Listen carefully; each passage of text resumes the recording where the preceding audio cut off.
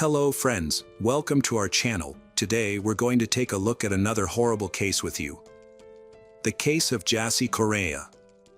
Jassy Correia was born in Praia, Cabo Verde, but her family moved to the United States when she was just 3 years old. She grew up in Dorchester, Massachusetts, and Boston became her hometown. As she grew older, Jassy became a loving mother to her daughter, Gabriella. However, Jassy's personal life was marred by difficulties. Jassy's husband, Miguel Castro, physically attacked her. Despite wanting to leave him, Miguel refused to let her go and severely beat her. Jassy eventually reported the incident to the police, and Miguel was sentenced to 4 years in prison. Jassy worked as a waitress at Del Frisco, a Boston restaurant. In her free time, she enjoyed dancing and photography. She cherished moments spent with her family, friends, and daughter, Gabriella. One of her favorite activities was taking her little daughter to the park. On the evening of February 23, 2019, Jassy celebrated her birthday with friends at Venue, a nightclub in Boston's Theater District. Before heading out, she left her 2-year-old daughter with her family and got ready for a night out, wearing a new orange jumpsuit. They had spent the evening dancing and drinking champagne at a nightclub. When the club closed, Jassy and her 2 friends stepped outside, but they eventually went their separate ways, leaving Jassy alone. She never made it home that night, and her phone was turned off, with all calls going straight to voicemail. For 2 days, Sunday and Monday, there was no news from Jassy. No one had seen her since she left the nightclub on Sunday morning. On Tuesday, February 26th, Jassy's father, Jassy Correia, and one of Jassy's friends went to the police station to report her disappearance. The police immediately launched an investigation.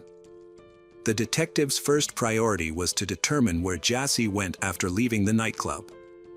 Jassy's family and friends distributed flyers around the city, hoping someone might have information about her whereabouts. The detectives also interviewed Jassy's friends who were with her that night, but they didn't know where she had gone after leaving the club. According to her friends, Jassy had planned to head home after saying goodbye. To gather more information, the police interviewed witnesses and reviewed CCTV footage from cameras inside and outside the nightclub. One recording showed Jassy on the sidewalk on Tremont Street, near the nightclub, talking to several people at 2:14 a.m. This was after she had left the club. The footage revealed that Jassy, who appeared to be intoxicated, mistakenly got into an Uber she hadn't ordered. The driver, unhappy about the mix-up, argued with her and eventually pushed her out of the vehicle. After being forced out of the car, Jassy continued to argue with the driver. That's when an unknown man approached her and took her hand, pulling her aside to talk. Despite possibly wanting to leave, Jassy was unable to free herself from his grasp. The CCTV footage showed the man, still holding Jassy's hands, pulling her closer. Eventually, Jassy left the area with him. In hindsight, it's clear that she had fallen prey to a predator who took advantage of her vulnerable state. The next camera footage showed Jassy jumping onto his back, and he carried her to his car. They drove away together. 14 minutes later, the police had many questions to answer. Who was this man, and where had he taken Jassy? Fortunately, they quickly identified the man and located his address. Louis Coleman, a 32-year-old man from a good family background, was with Jassy at the time of the incident. He had earned a master's degree in physics and had no prior record with the law. Notably, there was no information in the police database about Louis owning a car. However, his mother, a resident of California, was the owner of a 2016 red Buick, which matched the type of vehicle involved in the incident with Jassy. Louis lived in Providence, Rhode Island, about 50 miles from the Venue nightclub where he was last seen with Jassy. When police arrived at his home, they found that Louis was no longer there. However, CCTV footage from inside and outside the building revealed disturbing evidence. It's worth noting that the drive from the venue club to Lewis's apartment typically takes about an hour. Since Lewis returned to his apartment at 4:15 a.m. on Sunday, approximately 2 hours after he was seen leaving with Jassy, it's likely that he stopped somewhere along the way. The next day, Lewis sent an email to his colleague stating that he would be taking a few more days off. Based on the content of the email, it appears that Lewis was trying to buy time to cover his tracks. Over the next 2 days, Lewis attempted to conceal evidence of the crime. Further CCTV footage analysis sheds light on what happened to Jassy after she left with Lewis. Although the police never released the initial footage due to ethical concerns, it showed Lewis entering his apartment building with Jassy. FBI Special Agent Thomas Sukus described the footage as follows. Lewis was seen walking from a red sedan towards the front of the building, carrying a body with long hair and orange pants. Agent Sukus believes that this footage shows Lewis carrying Jassy's body into his apartment building. According to Sukus, security footage from the building's lobby reveals that at approximately 4:27 a.m., Lewis entered the building carrying an unconscious or already deceased Jassy in his arms. He proceeded to the elevator and took it to the 6th floor. Notably, on February 26, the same day Jassy's father reported her disappearance to the police, Lewis made a suspicious purchase at Walmart. His receipt shows he bought multiple items that raise red flags, including protective suits, duct tape, electrical tape, candles, gloves, safety goggles, a mask, and Clorox bleach. The next day, while friends and family distributed flyers with Jassy's picture, Lewis made another concerning purchase at Walmart, caught on camera at 9:22 p.m. This time, he bought a large suitcase and a canister. On February 27, 2019, at around 9:58 p.m., Lewis returned to the apartment building, and video footage appears to show him carrying the newly purchased large suitcase. Further footage captures Lewis taking the suitcase from his apartment to his vehicle in the parking lot, as evidenced by a recording at 2:15 a.m. on February 28. A video shows a man, later identified as Lewis, struggling to lift a suitcase into the trunk of his car. This footage is part of a larger investigation into the disappearance of Jassy Correia, who was last seen on February 24 and was believed to be at Lewis's apartment. Between 2:44 a.m. and 4:02 a.m., Lewis was seen leaving the building multiple times, carrying various items including cardboard boxes, trash bags, a bottle of bleach, a computer tower, a laptop case, and a small duffel bag.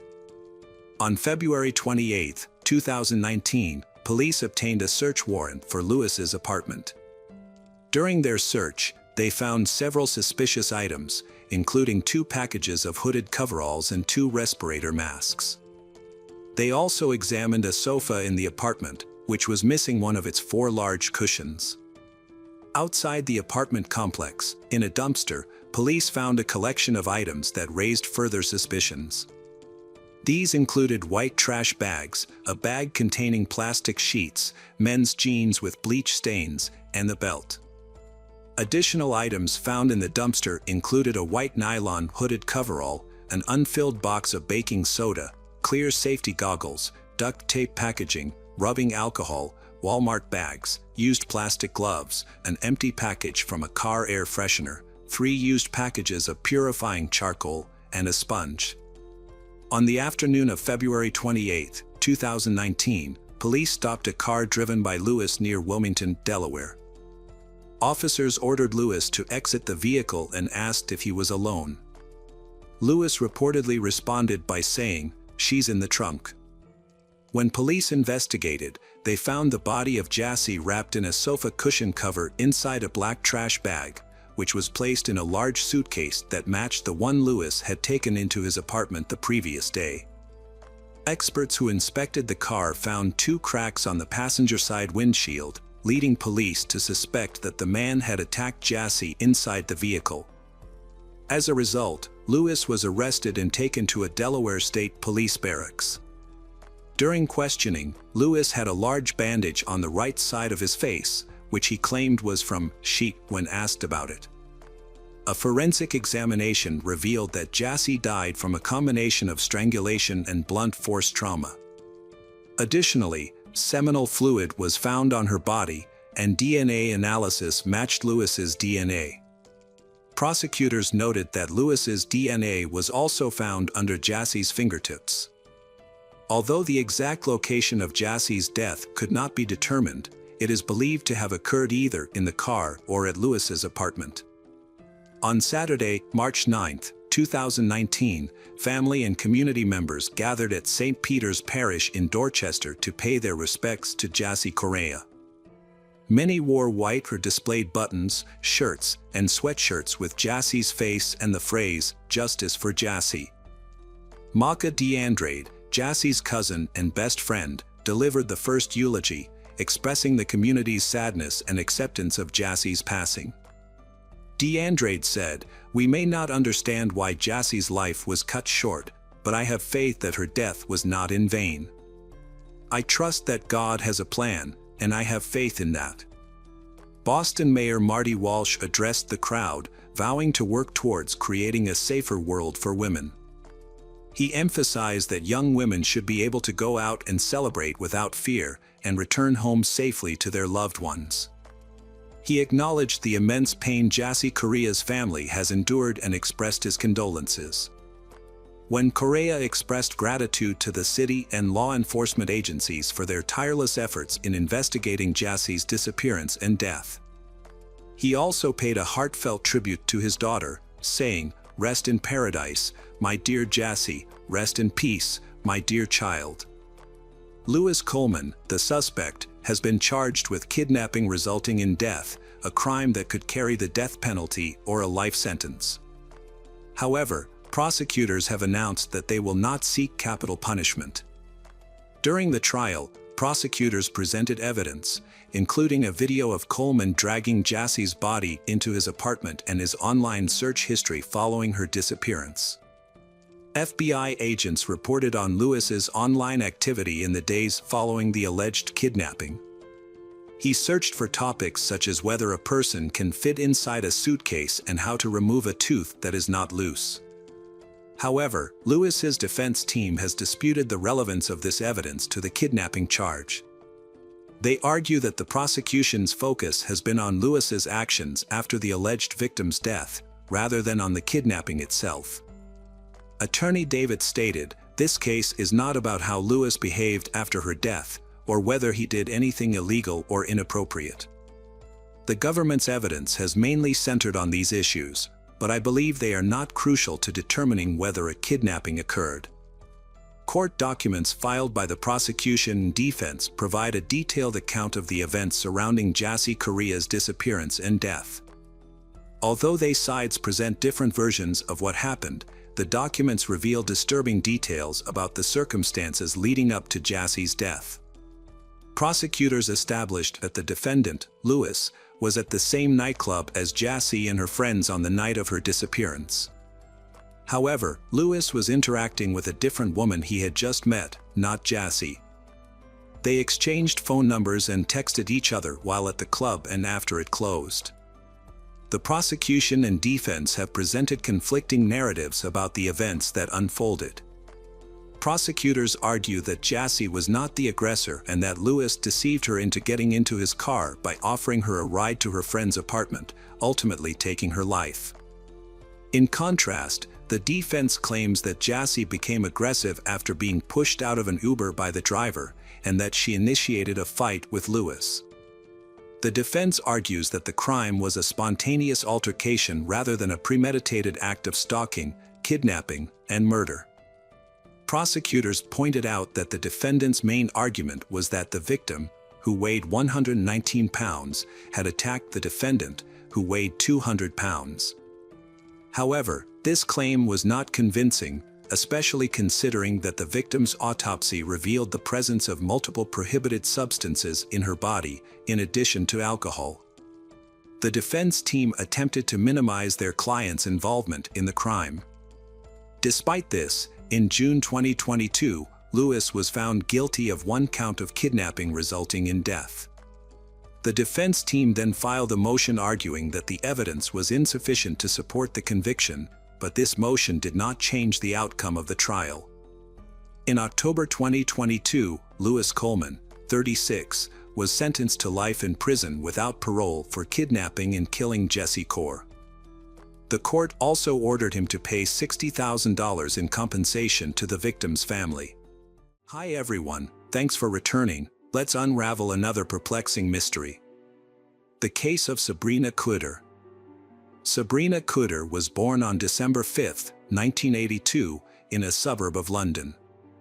She is of French and Algerian descent from her parents. The combination leads to her exceptionalism. The eldest of 4 children, her family moved to Paris when she was 2 years old, and she grew up there. However, Sabrina's complex personality began to emerge when she went to school. Her former classmates described her as fierce, domineering, self-centered. Sabrina does not make friends easily, and she is especially unfriendly to other smart and beautiful girls, as she sees them as competitors. With her beautiful looks and outstanding height, Sabrina could have pursued a modeling career if she had learned to be friendly with others. However, during her childhood and youth, she often wanted to use others instead of caring about their interests. Sabrina participated in sports and music as a child, but she did not strive and did not achieve success in these areas. While studying at school, Sabrina participated in sports and injured her back. Since then, she had to use prescription painkillers.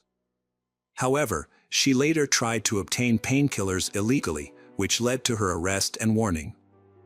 Sabrina focused a lot on herself and her appearance, always craving for attention.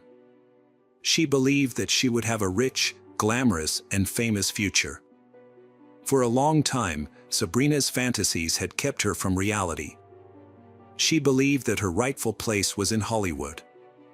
Although Sabrina graduated from the Sorbonne with a degree in English and French literature, since 2006 she has changed careers several times in the fashion industry. She has worked as a stylist, makeup artist, and fashion designer, although she has no real expertise in these fields.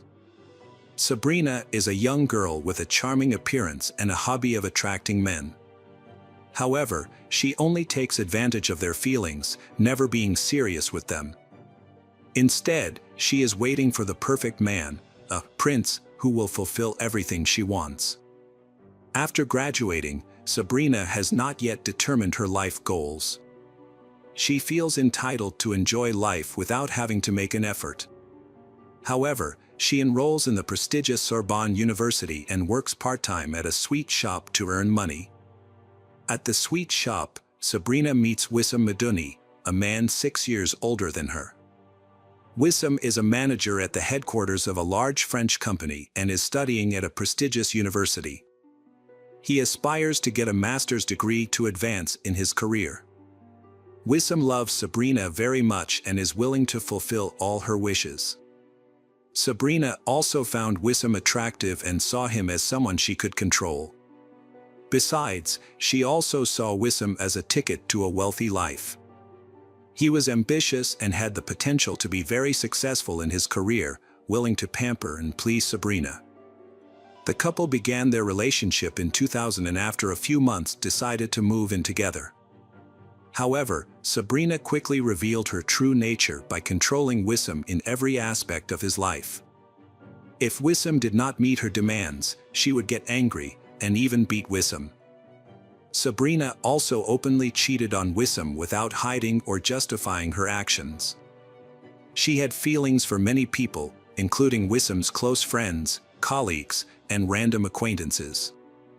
Although Wissam tried to end the relationship and leave her many times, he could not escape his deep love for Sabrina. In 2001, Wissam earned a master's degree and was promoted, earning him a substantial income.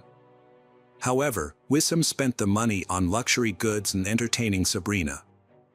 Wissam and Sabrina were compatriots of French-Algerian origin. According to some reports, in the fall of 2001, the couple held a special Muslim ceremony to marry, which was certified by issued by the Argento Mosque. The couple had a son, but years later, another man named Anthony Francois claimed to be the father of the child. In 2008, the global financial crisis hit hard, causing the company where Wissam worked to go bankrupt, and he lost his high-paying job. At this time, Sabrina decided to move to London without discussing it with Wissam. Wissam no longer had any opportunities or hopes for a career here, so he decided to follow Sabrina to London. Upon arriving in London, Wissam found a job at a large bank. However, Sabrina had difficulty finding opportunities in the fashion industry, as she did not have enough skills, experience, and formal education in this field. After that, Sabrina tried many different jobs to find new opportunities. She worked as a nanny, a call center operator, a cafe worker, and even tried her hand at marketing. Sabrina's career journey turned to musician and composer. Despite her best efforts, Sabrina still had difficulty finding opportunities in the music industry. She participated in many auditions and social events to make connections. At one of these events, Sabrina met Mark Walton, a famous musician and composer, who was a member of the famous boy band Boyzone.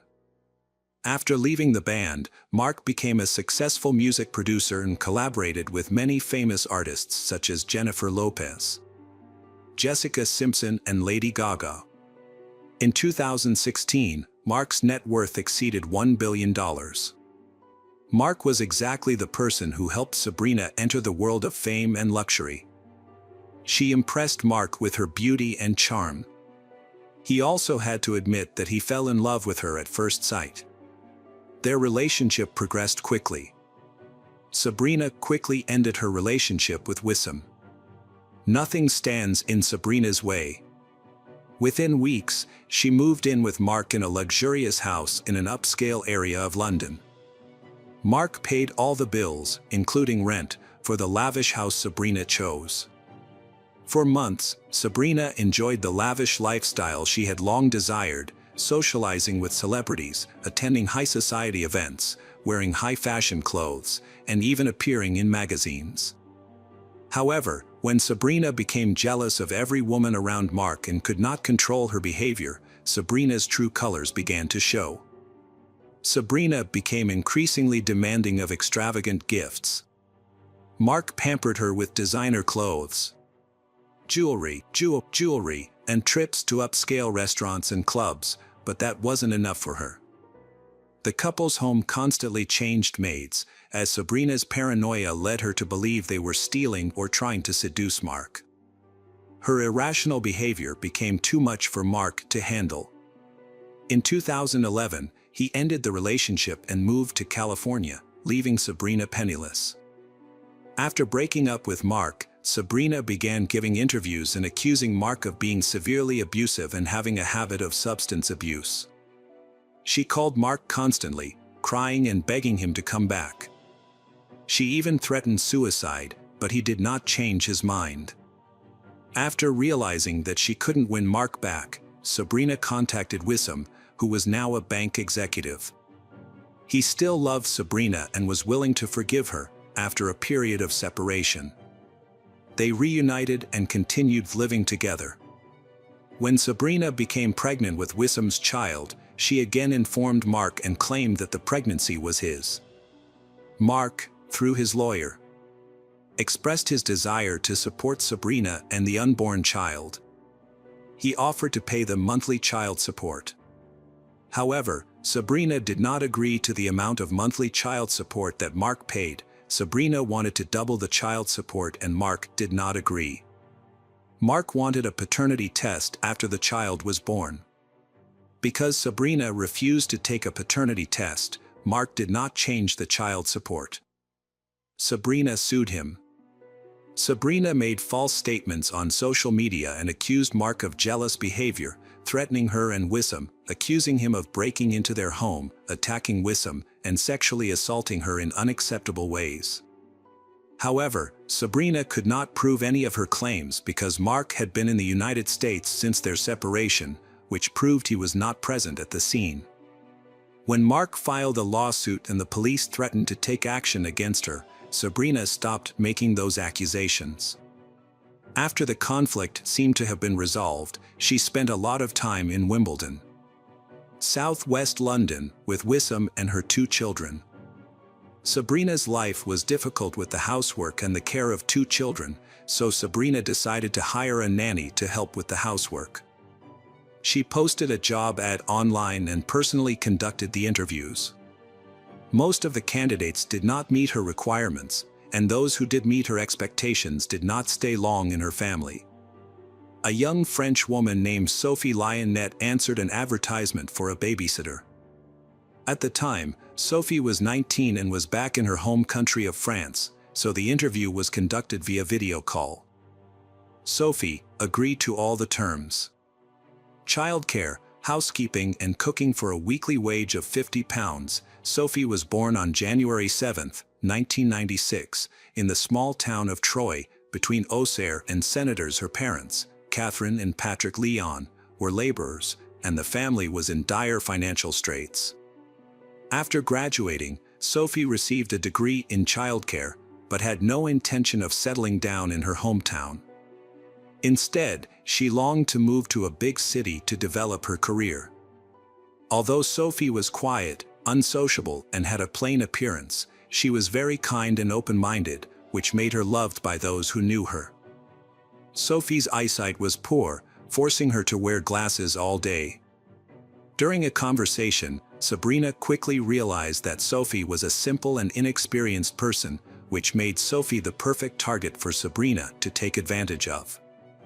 Moreover, Sophie was eager to gain experience, so she was willing to work for minimum wage. Sophie, having told her parents that Sabrina was a serious and trustworthy employer, thought that working for Sabrina's family would be a good start to her nanny career. At first, everything seemed to go smoothly. She took care of the children, did the housework responsibly. This peaceful period lasted for a few months and there seemed to be no serious problems. However, things began to change when Wissam lost his job. At that time, Sabrina's family only had the monthly child support from Mark as their main source of income. So the family faced serious financial difficulties, high rent and basic living expenses. Sabrina, not wanting to give up her luxurious lifestyle, became irritable and aggressive. She often took her anger out on Sophie, the young nanny. Sabrina and Wissam entered a bakery business with the last of their money, but the venture failed. Sabrina then opened a clothing store but did not have enough funds. She asked Mark for a large sum of money, but was flatly refused, leaving her disappointed. What happened next depends on the source. There are different versions of the story. Some sources claim that Sabrina came up with a plan to use Sophie as a weapon to blackmail Mark. She thought of having Sophie as Mark's accomplice and lover, supposedly planted in Sabrina's home to ruin their lives and endanger the children. Sabrina claimed that the provincial idiot Sophie was in love with Mark. She thought that simply recording Sophie's confession on tape or video and presenting it to the police would be enough evidence to demand compensation from Mark for his cruel actions. However, Sophie refused to lie on camera. Another version, due to her mental disorder, claims that Sabrina actually believed in her conspiracy theory and saw Sophie as an enemy and a threat to her family. She allegedly did not force the nanny to lie but truly believed that Sophie was Mark's accomplice who had infiltrated their family to harm them. Whatever the truth, Sophie's life soon became a living nightmare. Sophie first faced long hours of overwork and inadequate pay. She ended up working from dawn to dusk, with no time for herself, effectively imprisoned within the walls of the house. Next, her pay was cut off completely. To prevent her from escaping or returning to France, Sabrina took her passport, effectively making her a captive. All her contact with her family was tightly controlled. The situation got worse.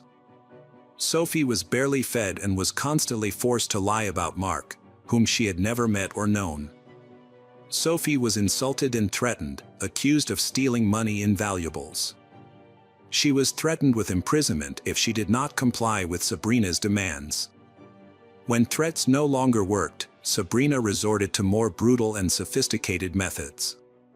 Sophie was moved to a cold basement, fed only meager food. She became thin and weak. However, the cold and hunger were not the worst. She suffered physical abuse, subjected to the most painful torture. Sabrina broke Sophie's nose in a violent outburst. This division made the story clearer and easier to understand, and made the reader feel more comfortable. However, Sabrina's cruelty continued to increase, causing Sophie to suffer daily torture. The basement of the house, located in an affluent area of London, became a place of torture for Sophie, where she had no hope of being rescued. A strange event occurred in the late summer of 2017, when Sabrina took Sophie to the police to say that Sophie was ready to testify against Mark. However, Sophie remained silent. When the police decided to talk to Sophie privately, they took her to a separate apartment. At this point, Sabrina was extremely worried, afraid that Sophie would reveal the horrors that were happening at their home, which would implicate her and her husband. Mysteriously, Sophie chose not to reveal anything or seek help. The police response was also strange. Despite seeing a young woman who was malnourished, frightened and weak, they did not call a doctor or psychologist to ensure her health and safety. At the time, 21-year-old Sophie weighed less than 40 kilograms, had lost some of her hair, was missing a front tooth and was walking with a noticeable limp. However, none of this worried the police, who simply sent everyone home. By mid-September, Sophie made her final phone call to her mother. She confessed to her that she wanted to return home but did not have enough money. Sophie's mother, Catherine, only telling her that she would buy her a ticket and asking her to pack her things immediately. This was the last time Sophie spoke to her mother. On the evening of September 20th, 2017, something unexpected happened at Sabrina's house. A neighbor called the police about a fire in the yard, but what worried them was not the fire, but an unpleasant smell coming from the fire. The smell was similar to that of burnt flesh and hair, combined with something that could not be identified. This stench spread through the air and stuck to the clothes and skin of everyone around. When the firefighters and police arrived at the scene, they put out the fire. However, the homeowner appeared calm and did not know why the police and fire service had visited their home. The police saw what looked like a charred human hand in the ashes. Sabrina and Wissam were immediately arrested and the badly burned remains were removed from the fire. The sex and age of the deceased were unknown, but the body was soon identified as Sophie Lionnet, identified by the melted metal frame embedded in her skull that Sophie always wore. Determining Sophie's cause of death was difficult. Forensic experts found severe injuries to her body, including multiple broken ribs, a broken jaw, and signs of blunt force trauma to her skull and limbs.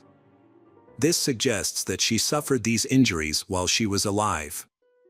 Additionally, some of her teeth were missing and her nose was severely damaged, suggesting that she had been severely beaten. The discovery of horrifying videos of abuse inside the house exposed the brutal nature of Sophie's kidnappers. She had been violently attacked in a variety of ways, including with fists, iron wires, golf clubs, and electric shocks. She had also endured humiliation, including being forced to hold her head in a toilet bowl until she suffocated. Experts believe that Sophie may have died of asphyxiation just before being burned at the stake, which would have spared her the terrible pain of being alive while being burned. During the trial, both Sabrina and Wissam denied guilt and showed no remorse for their brutal actions. After the murder, Wissam went to a nearby supermarket to buy fuel to burn the body and cooked dinner for his family, as if the murder had never happened. The couple's first trial began in March 2018. Sabrina attempted to portray herself as the victim, blaming Mark for driving her into a pathological state with his relentless torture. However, medical tests showed that although Sabrina suffered from a mental disorder, she was not insane and fully understood her actions. Wissam was psychologically dependent on Sabrina despite his physical strength. She had a great influence over him and he would blindly listen to her every word. A former lover of Sabrina spoke out during the trial, describing her as a cunning manipulator rather than a crazy woman. On June 26, 2018, the court found Sabrina Khudr and Wissam Maduni guilty of torturing, insulting, and murdering Nanny Sophie.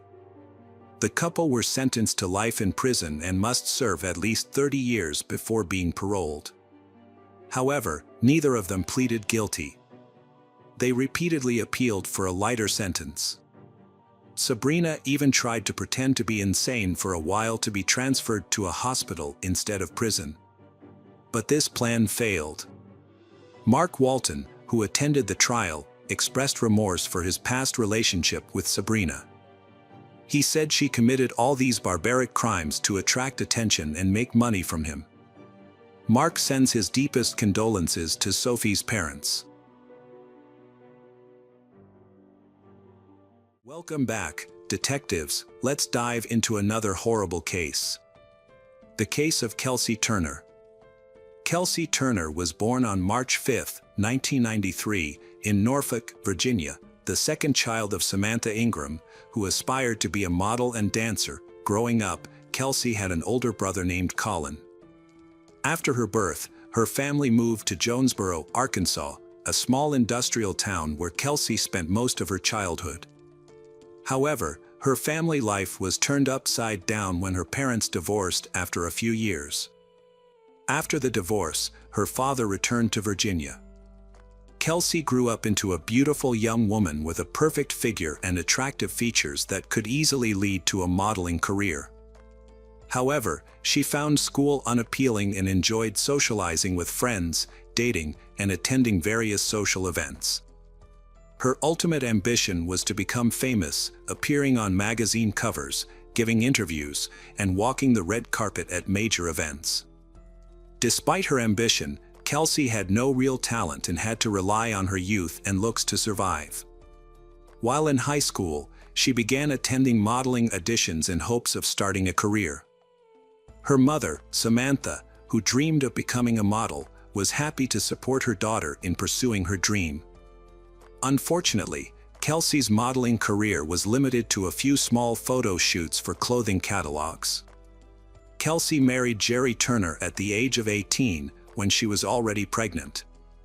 Their daughter, Beverly, was born shortly after the wedding. However, the marriage did not last long and ended in divorce.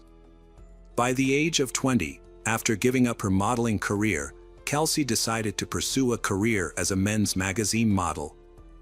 She quickly caught the attention of several men's magazines. Kelsey saw this as the beginning of a great career and a ticket to the life she had always dreamed of.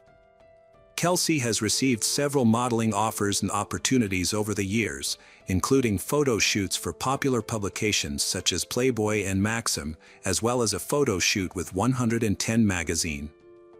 She frequently travels to major cities such as Los Angeles and Las Vegas to pursue these opportunities.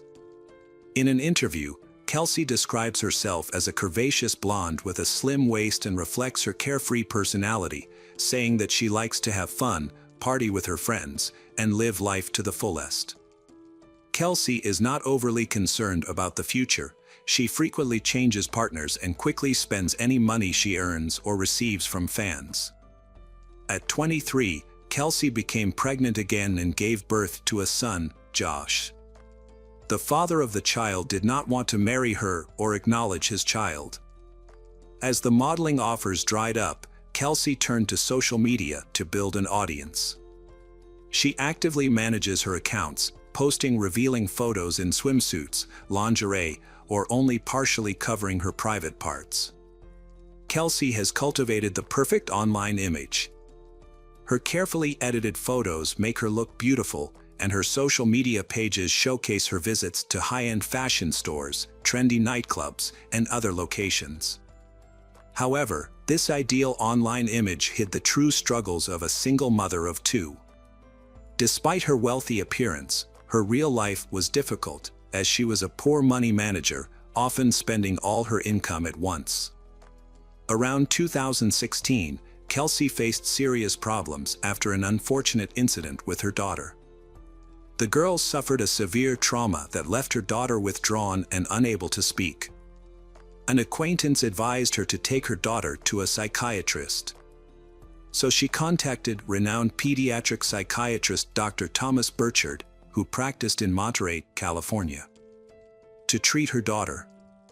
Dr. Thomas Burchard is a highly respected pediatric psychiatrist who was born on February 16, 1948, in Boston, Massachusetts. He is the son of a prominent architect and engineer, and his family later moved to Virginia. Although his father taught architecture at prestigious institutions, including Harvard, Thomas chose a different path and pursued a medical career, focusing on child psychology. After completing medical school, Dr. Thomas served as a resident in pediatric psychiatry at several leading hospitals and taught at universities across the country. He eventually settled at a public clinical hospital on California's Monterey Peninsula, where he spent more than 40 years as a pediatric psychiatrist, building an impeccable reputation for his exceptional ability to connect with young patients and handle even the most complex and severe cases. He earned his doctorate from the University of California, Berkeley. Thomas was known for being kind, sharp, and incredibly generous. His compassionate nature motivated him to help those in need, especially young patients whose parents could not afford therapy. He also paid for hospital treatment for sick children from low-income families and supported single mothers. Dr. Thomas had a longtime companion named Di, who served as an assistant, housekeeper, and possibly more. As someone who knew him well, she was the first to notice changes in his behavior that showed early signs of dementia or Alzheimer's. As Dr. Thomas entered his 70s, he became increasingly forgetful, absent-minded, and distracted. To hide these symptoms from his colleagues, he kept detailed diaries and notebooks to record important information, such as names, dates, and events. He always carried a notebook in his breast pocket that contained sensitive information such as bank information, account numbers, passwords, and card PINs. When Kelsey first visited Dr. Thomas with her daughter, she expressed her difficulties as a single mother and her inability to afford his services. However, the doctor offered to provide his services for free and went on to give Kelsey $300 to help support her children. Kelsey was shocked but quickly discovered that by sharing tearful stories of her difficult life, she could extort more money from the elderly doctor. Kelsey prepared a detailed plan for her next appointment with Dr. Thomas. During the visit, she told a heartbreaking story about her youngest son's illness and lack of money to buy expensive medicine for him. She gave a specific amount of money that she needed, and surprisingly, she received the entire amount from Dr. Thomas. Kelsey continued to make up false, tearful stories in the following visits. She would make up stories of hardship and receive larger and larger amounts of money from this trustworthy doctor. Of course, she did not use the money for her children but for her own entertainment, designer clothes. Not wanting to return to her hometown of Virginia, Kelsey asked Thomas to pay for her rent in California, saying that she could find work there more easily and that the climate there was better for her children. Thomas agreed and paid for the apartment she had chosen. Some people suspected that the doctor had an affair with Kelsey, a young blonde model, and that was why he always indulged her requests. However, Kelsey claimed that Thomas treated her and her children like family and acted out of kindness, not love. Thomas provided Kelsey and her children with a home, paid their bills, and gave them a large sum of money for their necessities. He also leased her a luxury Mercedes-Benz convertible. Over time, Kelsey realized that her modeling career was over and her youth was slipping away. Despite this, she made no effort to find another job and instead relied on Dr. Thomas for financial support. During this time, he spent about $500,000 on Kelsey and her children. However, she squandered that money on personal indulgences, such as breast augmentation and liposuction, in hopes of reviving her modeling career. Kelsey's excessive spending and partying lifestyle led to her neglecting her children.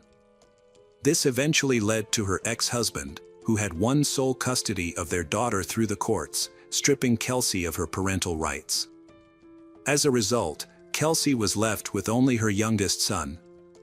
Thomas was furious when he discovered the situation, but his anger was directed at Kelsey, not at her ex-husband. It was clear that Kelsey had neglected her children and was using the money meant for their care to support her lavish lifestyle.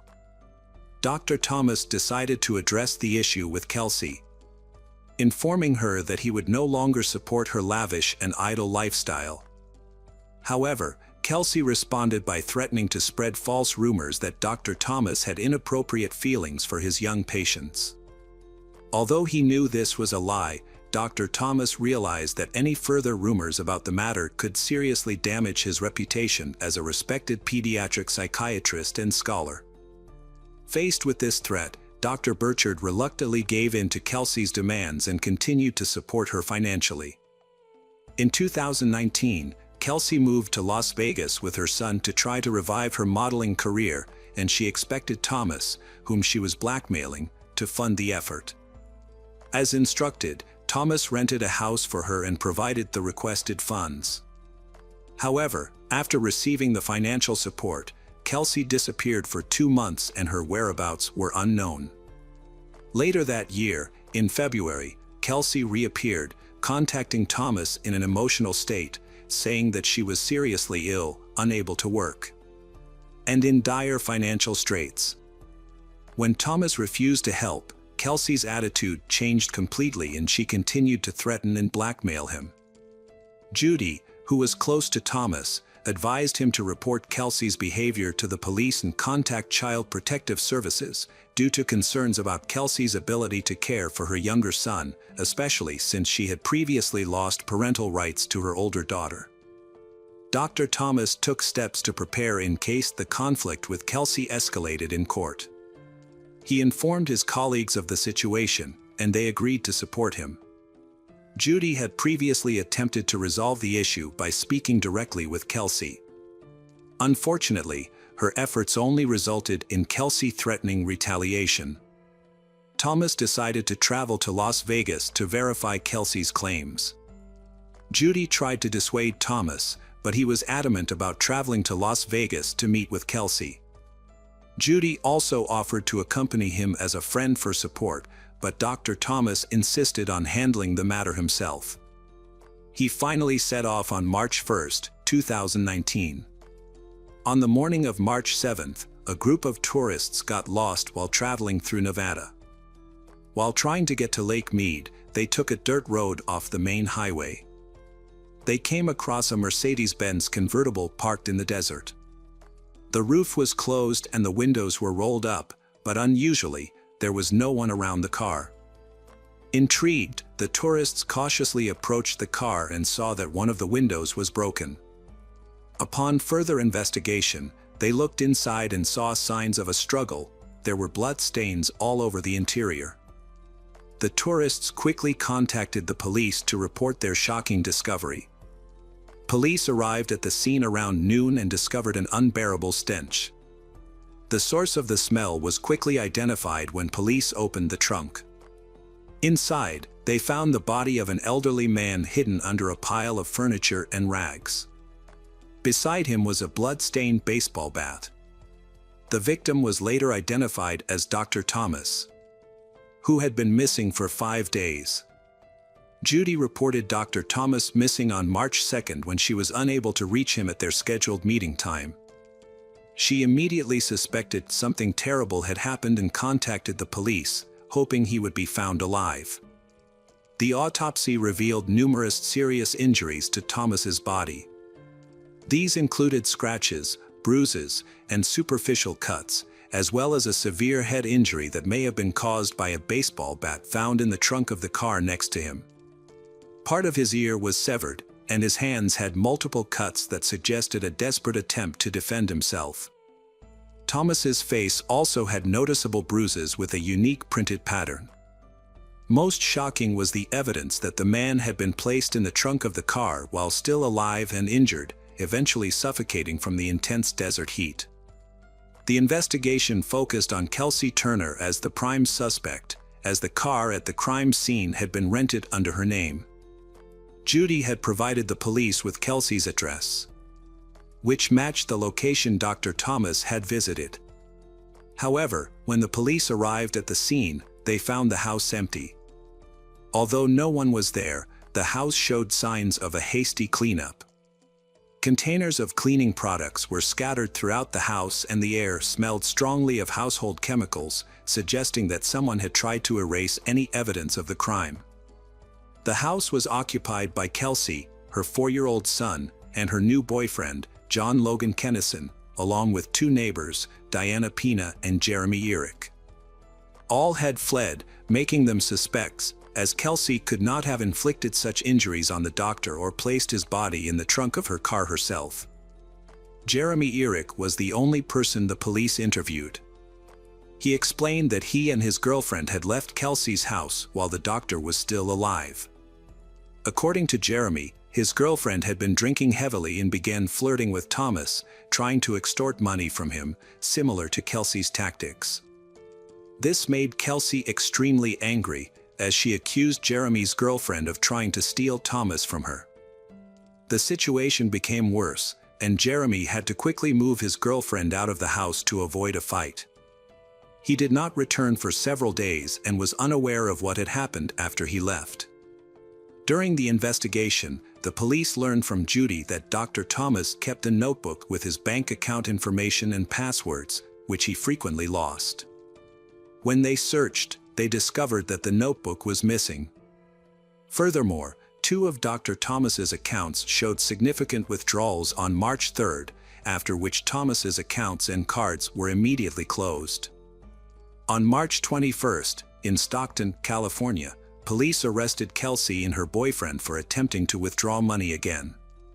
It was later discovered that the couple had stayed in various motels with a child, paid in cash, and moved frequently. They initially attempted to drain all of Thomas's accounts but were unsuccessful. They then attempted to withdraw more money with the intention of fleeing to Mexico but were prevented by the accounts being closed. Diana, a neighbor who was at Kelsey's home that night, cooperated with police and shared her account of what happened on the night of March 7th. According to her, the trouble began after Jeremy and his girlfriend left. Kelsey had a heated argument with Dr. Thomas, who refused to give her money. Kelsey threatened to ruin the doctor's reputation by spreading rumors about his misconduct with young patients. As the argument escalated, Kelsey became aggressive. Dr. Thomas, feeling threatened, locked himself in his room. However, John broke the door open with a strong shoulder thrust and then hit Thomas hard with a baseball bat. This caused a serious injury, resulting in a large hematoma and a nosebleed. Diana rushed in, pleading with everyone to calm down. Seeing Thomas's condition, she urged them to take him to the hospital, fearing the consequences of their actions. After hearing Thomas say that he would tell the police that he had been attacked and robbed by strangers, the 4 drove to the garage. Diana was ordered by Kelsey to return to the house and clean up, removing all traces of blood. Diana followed the instructions and began cleaning, but soon heard screams and a struggle coming from the garage. She rushed back to find the couple brutally attacking Dr. Thomas in the car. The doctor was trapped and unable to escape or defend himself. It became clear that Kelsey and John had no intention of taking Thomas to the hospital. Instead, they planned to kill him with a baseball bat, a small knife, and John's empty pistol, leaving bruises on the doctor's face. Diana was instructed to return to the house and continue cleaning. Fearing for her safety, she complied and left the garage. While Diana was still cleaning, she heard the couple's car drive away. Several hours later, John's car returned with Kelsey, but the other car, a convertible, was nowhere to be seen. Diana remained unaware of the convertible's location until she heard about a car found in the desert with a body in the trunk. Diana chose to cooperate with the police from the start by agreeing to a plea deal and sharing all relevant information she knew. This decision resulted in a reduced sentence for tampering with evidence, serving just 3 years in prison. John Logan Kennison was convicted of murder and sentenced to 45 years in prison with the possibility of parole after 18 years. Kelsey Turner's trial was more complicated. After her arrest, she announced that she was pregnant, causing significant delays in the trial. While in custody, she gave birth to a baby girl who, along with her son, was placed under the protection of social services, as none of Kelsey's relatives were willing to take on the responsibility. Kelsey Turner was sentenced to 25 years in prison in January 2023, with the possibility of parole after serving at least 10 years. She is currently serving her sentence at the Florence McClure Correctional Center for Women in Las Vegas.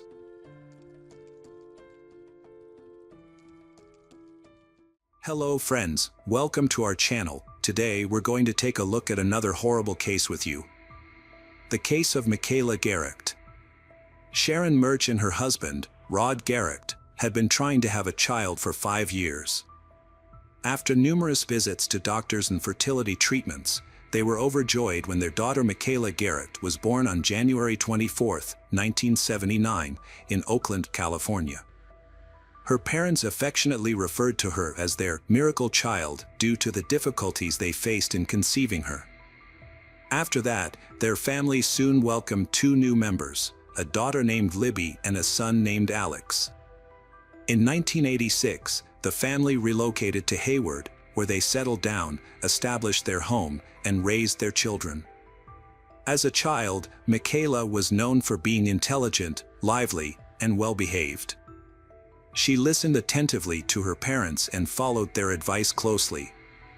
Sharon was a caring and attentive mother. Sometimes it makes others feel like she's being overprotective of her children. Given the rise in child abductions in California during the 1980s, her caution was understandable.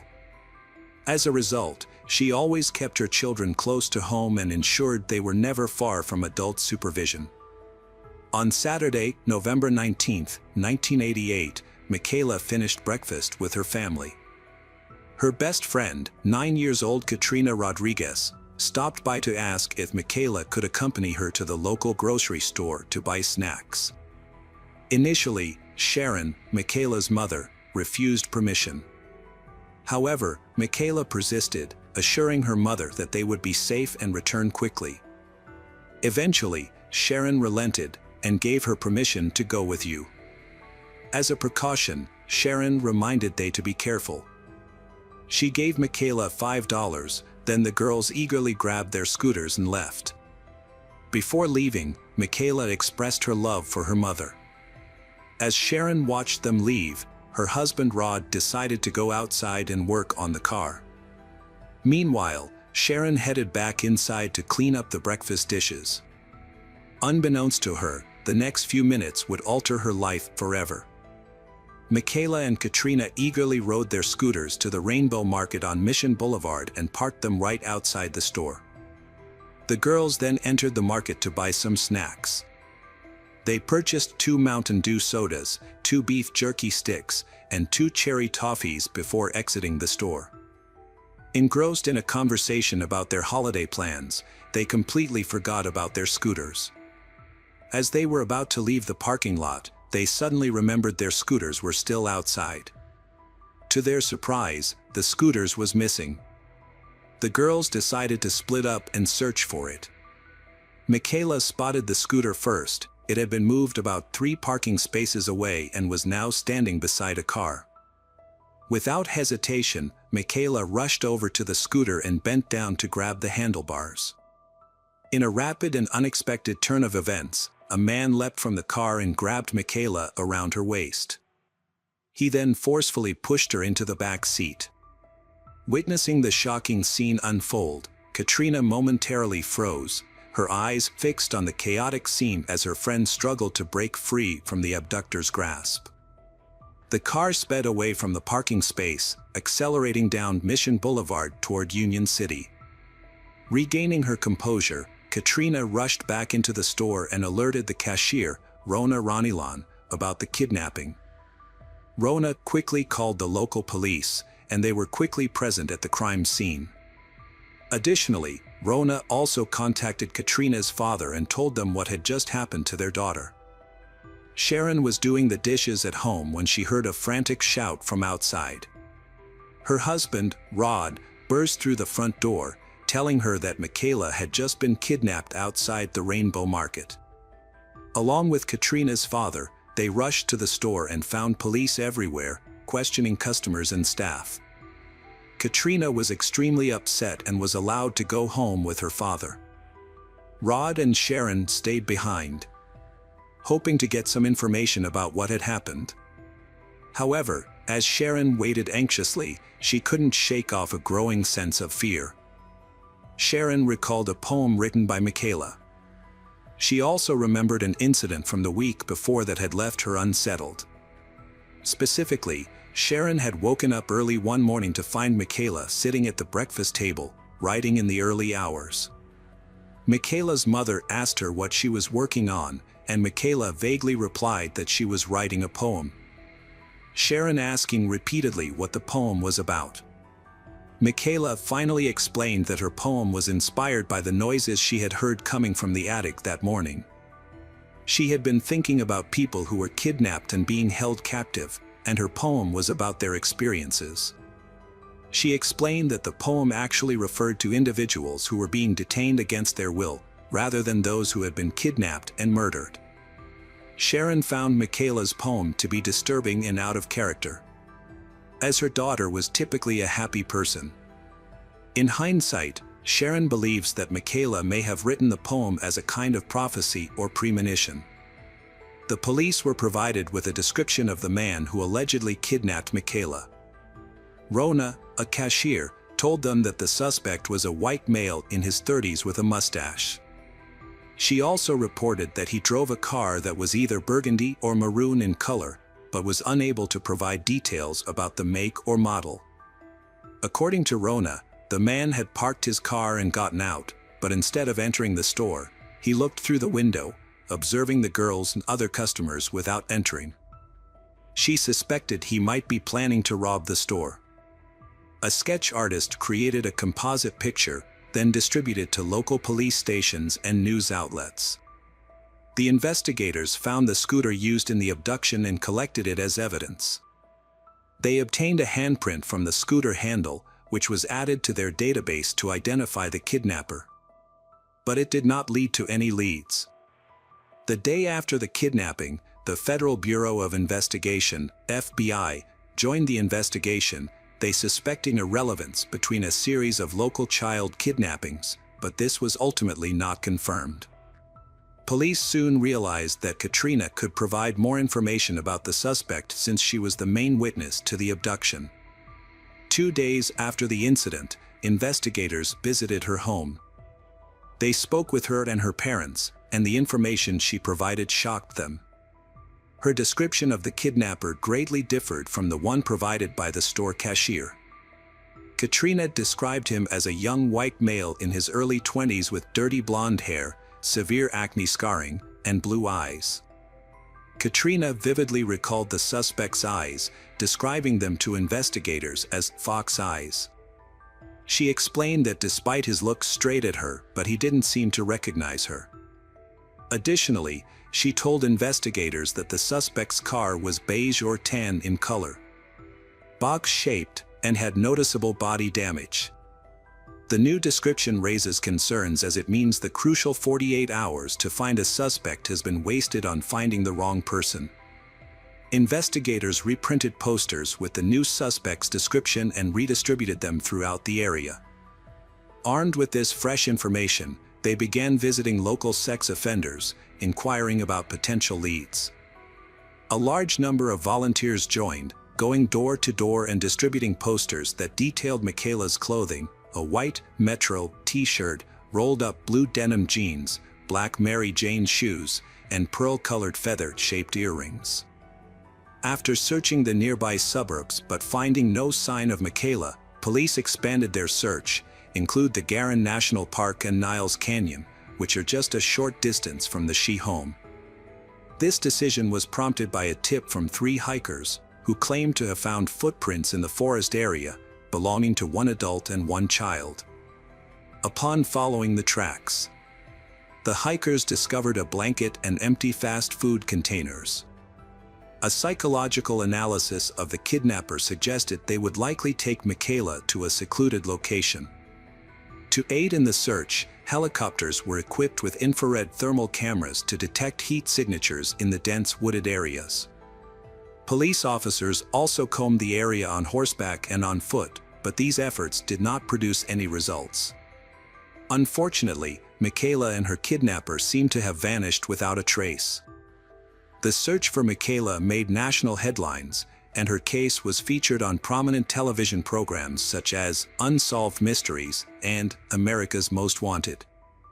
Her photo was also distributed on milk cartons, and the Missing Children's program sent over 50 million mailing cards to homes across the country. These cards included a picture of Michaela, a description of her clothing, and a composite sketch of the kidnapper. San Francisco 49ers quarterback Joe Montana publicly showed his support for the Michaela family and urged the public to come forward with any information. A $70,000 reward was offered for any information related to Michaela's disappearance. Within the first year, the police received over 5,000 tips, the majority of which were unfounded rumors. Despite this, the community remained dedicated to finding Michaela. Sharon conducted her own investigation and found some clues, some taking her as far as Russia, but none produced any results. A significant break in the case occurred between 1991 and 1992, when an inmate in Indiana provided authorities with crucial information regarding Michaela's disappearance. Roger Haggard, who was serving an 11-year sentence for burglary, claimed to have helped a friend bury Michaela's body in a gladiolus field in Union City. At first, the investigators were skeptical and did not think his claims were credible enough to they be investigated further. Undeterred, Roger decided to reach out to the media for help. In 1992, he wrote a letter to the San Francisco Chronicle, stating that he knew who had kidnapped Michaela and where her body was buried. He offered to lead investigators to the location. Hen investigators brought Roger to California to testify before a grand jury. Roger repeated his earlier claims under oath, promised to lead investigators to Michaela's burial site and the home of her killer. The next day, a team of investigators accompanied Roger to the field where he claimed Michaela's body was buried. After 8 hours of searching, Roger confessed that his claim was false. He explained that his intention was to provide the Michaela family a sense of peace after all these years. This confession had even more serious consequences for Roger. He was charged with perjury and received an additional 6 years prison sentence, along with an order to pay $6,000 in damages to Michaela's family for giving them false hope. This development would not be the only one to shake the investigation. Authorities also kept an eye on another individual, Lawrence Binder, 43, a wastewater treatment plant worker. He appeared to be a normal man, married with a family. However, suspicions were raised when investigators received a tip from East Bay Area parents about his disturbing behavior. These parents claimed that he had been sending gifts and money to young girls in an attempt to befriend them. What's more, some of the letters he wrote were written in reverse, requiring the recipient to use a mirror to decipher their meaning. As investigators dug deeper into Lawrence's past, they found that he drove a distinctive light blue van with the license plate, "Love You." The interior of the van was peculiarly decorated with photos of small children, children's drawings, and biblical verses. Furthermore, Lawrence had a previous arrest record for attempting to lure 2 young girls into his van, although the charges were eventually dropped. Lawrence often inserted himself into investigations of missing children. For instance, following the 1988 disappearance of Michaela, he reached out to her mother, Sharon. He also contacted Kim Schwartz, the mother of 7-year-old Amber Schwartz, who went missing in June 1988. In both cases, the mothers eventually told the police that they felt uneasy about Lawrence's persistence in contacting them and trying to stay updated on the developments in their daughters' cases. After uncovering a series of unusual circumstances, the investigation led authorities to suspect Lawrence of being involved in a series of child abductions. When Amber went missing, Lawrence wrote to the police predicting the next victim would be a 9-year-old girl. This proved true when Michaela missing. Lawrence further raised suspicions when he sending a Christmas card with a picture of a girl holding up 4 fingers to an FBI profiler. This incident took on a more ominous tone when 4-year-old Amanda Campbell went missing on December 27, 1991. Lawrence was also linked to the disappearance of Eileen Mischelhoff, a 13-year-old girl from Dublin, California. As Lawrence's name became associated with the string of child abductions, he found himself under intense media scrutiny.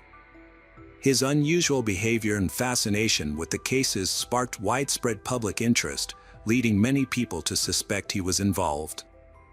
As a result, Lawrence and his family faced harassment and public backlash. However, after Lawrence sued the city of Fairfield for defamation and won, investigators began to reassess his role in the case. It became clear that he was not as involved as initially thought, and many believed he was simply trying to insert himself into the investigation. Despite the mystery surrounding Lawrence, the case remained a complex challenge for investigators. In addition, there is a new suspect, Curtis Dean Anderson. He was arrested in August 2000 and subsequently linked to a series of heinous crimes. After his arrest, Anderson confessed to the 1999 abduction and murder of 7-year-old Ziana Fairchild from Vallejo, California. During a 2007 FBI interview, Anderson made a shocking claim: he had murdered 13 additional women and girls. He also admitted to abducting and killing 7-year-old Amber Swartz, whom he had seen standing on a street corner. However, Curtis's life ended abruptly on December 9, 2007, when he died due to kidney and liver failure. This untimely death prevented investigators from gathering more information about Curtis's past crimes. Following his confession, investigators looked into Curtis's background and found a coincidence. In 1989, he was pulled over in a brown 1977 Chevy sedan, matched the vehicle description given by a witness named Katrina. Despite Curtis's death, his confession reignited interest in a more notorious case, the kidnapping of Michaela. The renewed investigation brought new attention and generated fresh leads. However, a new development in August 2012 shed more light on the case. Wesley Sherman, one half of the notorious Speed Freaks duo, reached out to the Stockton Record after his accomplice, Loren Herzog, took his own life in January that year. Wesley pointed out that Loren was to bear an uncanny resemblance to the suspect's composite in Michaela's case. The resemblance between Loren and the kidnapper is further confirmed by Katrina's observations, which indicate that Loren shares very similar characteristics to Michaela's kidnapper. Following a lead from Wesley, investigators began excavating a well in Linden, California, where him and Loren was believed to have disposed of Michaela's remains. The excavation uncovered thousands of bone fragments, some likely belonging to Michaela. Although investigators never lost hope of solving the case, the mystery continued to baffle them. It wasn't until 8 years later that a useful clue finally emerged. The circumstances surrounding Michaela's disappearance were horrifying and had a profound impact on the public. However, more shocking revelations were yet to come. On December 21, 2020, the Hayward Police Department and FBI made a significant announcement in the Michaela case, revealing a surprising development. Despite initial suspicions focusing on Loren and Wesley, but then investigators charged 61-year-old David Garrick with Michaela's kidnapping and murder. Advances in technology played a crucial role in solving the case, by linking David's fingerprints to those found on Michaela's scooter 32 years earlier, in 1988. David Mish has been charged with the murder of Michaela and is currently in custody at Santa Rita Jail in Alameda County. An examination of David's past reveals a disturbing pattern of crime that dates back to his teenage years. Born on February 19, 1961, in Chicago, Illinois, little is known about David's upbringing. However, by the age of 16, he had already become involved in criminal activities. In 1977, he was convicted of breaking into a house where he sexually assaulted a maid at knife point. He was arrested and sentenced but was paroled just a year later, in 1978. David's troubles with the law continued. In February 1979, he was arrested for charges of false imprisonment and assault with a deadly weapon, which were later updated to assault with intent to rape. Despite this, he became eligible for parole in September 1981. Years later, in May 1988, David was arrested for burglary at a San Leandro grocery store. He was sentenced to 1 year in prison and 1 year of probation. In November of the same year, he was released from custody after 6 months. However, his luck eventually ran out in December 1988. That year, a tragic incident happened to his longtime friend Margaret Ball, who was 38 years old.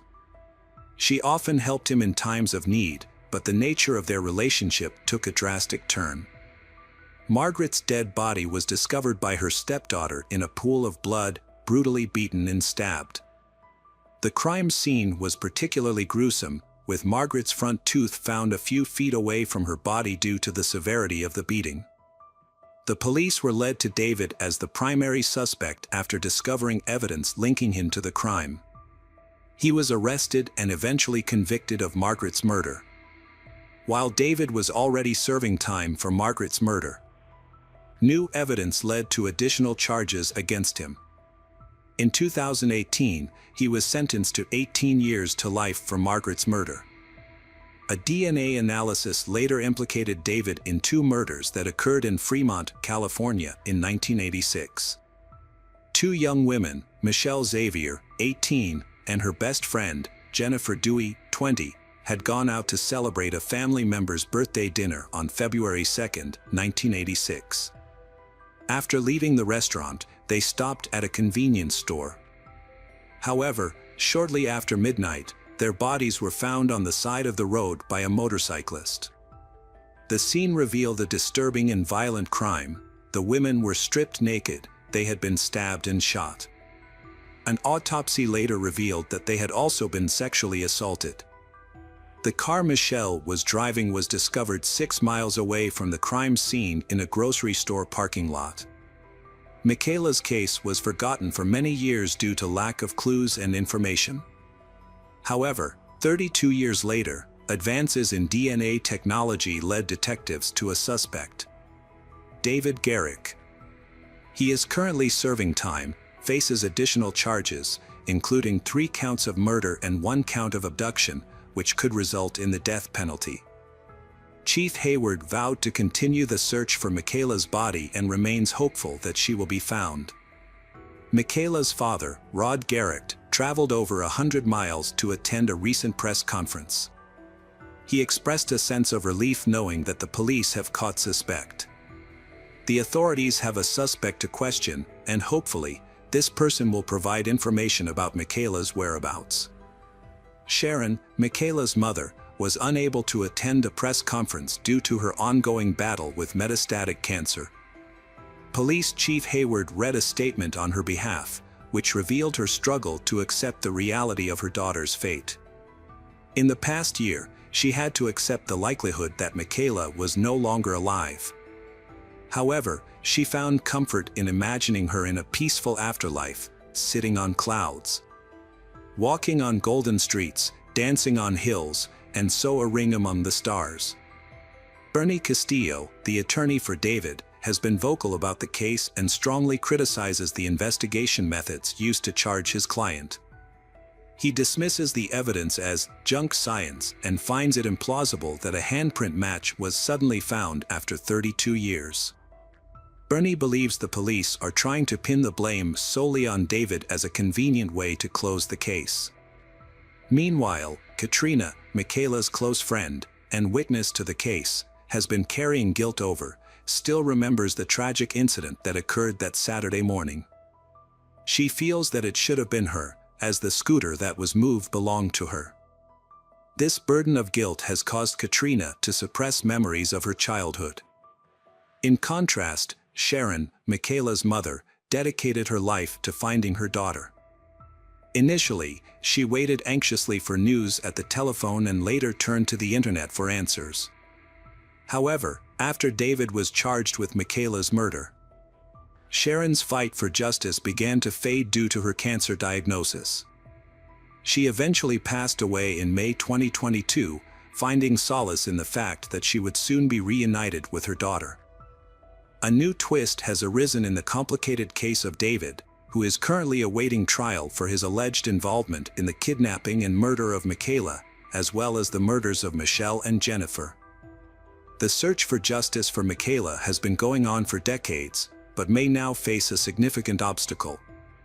It seems David, the suspect, might not face the full severity of the punishment for the allegations against him.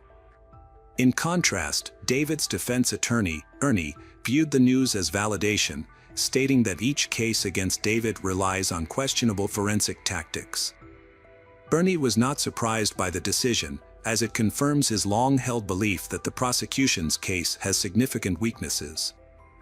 Others, however, disagree with the decision.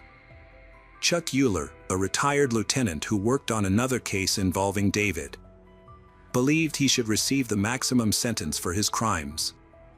David is currently awaiting trial for 3 counts of murder and 1 count of kidnapping. His case is closely tied to the mysterious disappearance of Michaela, a story filled with unexpected twists and turns. However, the investigation was marred by an initial case of mistaken identity, leading police to waste valuable time in the first 2 days. As a result, Michaela's family was left searching for answers for decades. Hi everyone, thanks for returning. Let's unravel another perplexing mystery, the case of Michelle Hadley. Michelle Hadley was born on December 20, 1986, in Upland, California. She is the eldest daughter of a business family and was raised in a strict, conservative family. Michelle grew up with a younger sister and had a close relationship with her parents. During her school years, Michelle led a relatively normal life. Michelle's friends describe her as polite and kind, with a straightforward personality who always says what she thinks. Whenever there are disagreements, she tries to resolve them. Michelle was diligent from a young age, consistently completing her tasks and responsibilities. During her high school years, she was in a long-term relationship with a boyfriend. The couple were together for many years and finally decided to get married in 2008. However, she soon discovered that marriage did not bring her the happiness she had hoped for. After 4 years, the couple's relationship began to deteriorate, and they eventually decided to divorce. In 2013, Michelle's life took a turn for the better when she met Ian Diaz, who was 9 years her. For Michelle, the relationship felt like destiny. Ian was a U.S. Marshal, and Michelle worked in marketing.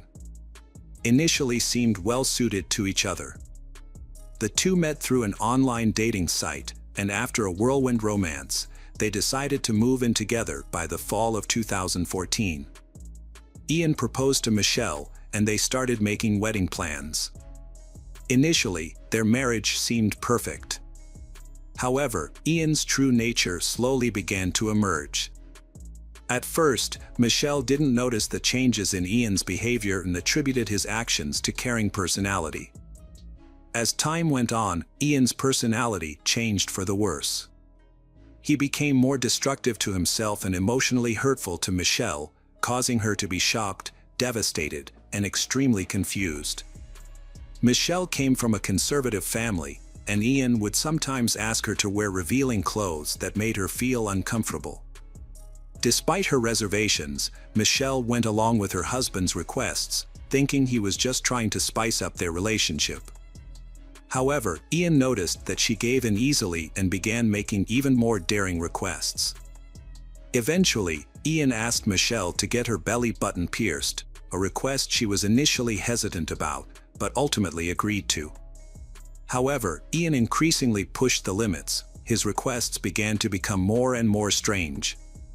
He asked Michelle to quit her marketing job and work at Disneyland, a place he loved and had previously worked at as a deputy U.S. Marshal. Perhaps Ian wanted to keep an eye on his wife, and working somewhere where he still had a relationship made sense to him. Ian justified his suggestion by saying he wanted Michelle to be safer, but in reality, he was seeking greater control over her life. Initially, Michelle found the request peculiar, but driven by her love for her husband and her desire to please she agreed. However, as time passed, Michelle began to feel uneasy about the arrangement. She found herself becoming a different person, one that she no longer recognized. She then confided in her husband. But instead of listening to her, he became angry and violent. Afterward, Michelle and Ian decided to purchase a condominium together, hoping that owning a home would strengthen their bond. This decision was made about 2 years after they first met. The couple began their search for a condo in 2015 and eventually found one they liked in downtown Anaheim, although it was slightly more expensive than they had budgeted for, at $470,000. At the time of the purchase, Michelle had no idea that Ian didn't plan to contribute to the mortgage payments. When the first payment was due, Ian claimed he was experiencing financial difficulties, but he assured Michelle that he would pay the next month's installment. She proceeded with the $144,000 down payment. She handled the paperwork and finalized the purchase, thinking everything was in order. However, in retrospect, it was clear that their relationship was already deteriorating. The situation worsened after they bought the condo. Although the deed had both of their names on it, it became evident that Ian wanted the condo for himself, while Michelle was the only one shouldering the mortgage payments. One summer evening in 2015, Michelle and Ian got into a violent altercation in the car. Ian physically attacked Michelle, causing minor injuries. In the aftermath, Michelle composed a distressing email to her sister detailing the events, but unfortunately never sent it. As the summer drew to a close, nearly 2 months after purchasing their condo, Michelle decided to leave Ian and move in with her parents. Despite no longer living in the condo, Michelle was still responsible for paying the mortgage. This decision would later become a contentious issue in their relationship. In fact, Ian continued to skip the mortgage payments, infuriating Michelle. Around this time, Michelle had stepped down from her high-paying job and was working at Disneyland, a position she disliked. Furthermore, her new job paid significantly less than her previous one. In an attempt to address the mortgage issue amicably, Michelle reached out to Ian via email, phone calls, and texts. However, he deliberately ignored her messages, which escalated the situation. The tension between them reached a boiling point, prompting Michelle to confront Ian in person. Ian's answer was shocking. He never planned to pay the mortgage, which made Michelle furious. Michelle found herself in a difficult situation and decided to take action. She emailed Ian, warning him that his behavior would have serious consequences if he continued. However, this email only made Ian angrier, and he responded by filing a restraining order against Michelle. The police did not fully support Ian's request, as they determined he shared some blame in the matter. When Michelle discovered Ian's request to obtain a restraining order, she countered by pointing out his failure to pay the mortgage on their jointly owned condominium. To resolve the issue, they agreed to hire property lawyers and eventually came to a settlement. The court ruling ultimately favored Michelle, ordering Ian to pay the outstanding mortgage balance. If Ian failed to comply, he would face an additional penalty. Although the ruling was unfavorable for Ian, he had no choice but to abide by the court's decision. This situation dragged on for a year, and by 2016, Michelle and Ian had officially separated. This marked a new beginning for Michelle, freeing her from a toxic relationship. In contrast, Ian remained bitter about the outcome, continuing to live in the condo and pay the mortgage. Ian's life had become increasingly complicated due to the condo situation, so he decided to start using dating apps again to try to move on. This was how he met Angela Connell, a woman he thought was perfect for him. Angela was born in 1985 in Phoenix, Arizona. She attended a Catholic high school and later graduated from Arizona State University in 2006. Ian and Angela met in January 2016. And they immediately have feelings for each other.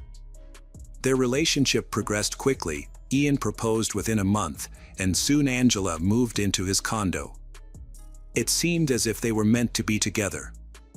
By May 2016, Angela announced she was expecting twins, which made Ian incredibly happy. However, their happiness was short-lived when Angela received a threatening anonymous email saying she was not the right person for Ian. Angela was taken aback by the message and initially suspected it might be from her ex-boyfriend, Jason Rayburn, with whom she had a tumultuous relationship before marrying Ian. However, something didn't add up. She had cut off all contact with Jason after their breakup, so he doesn't know about her new relationship with Ian.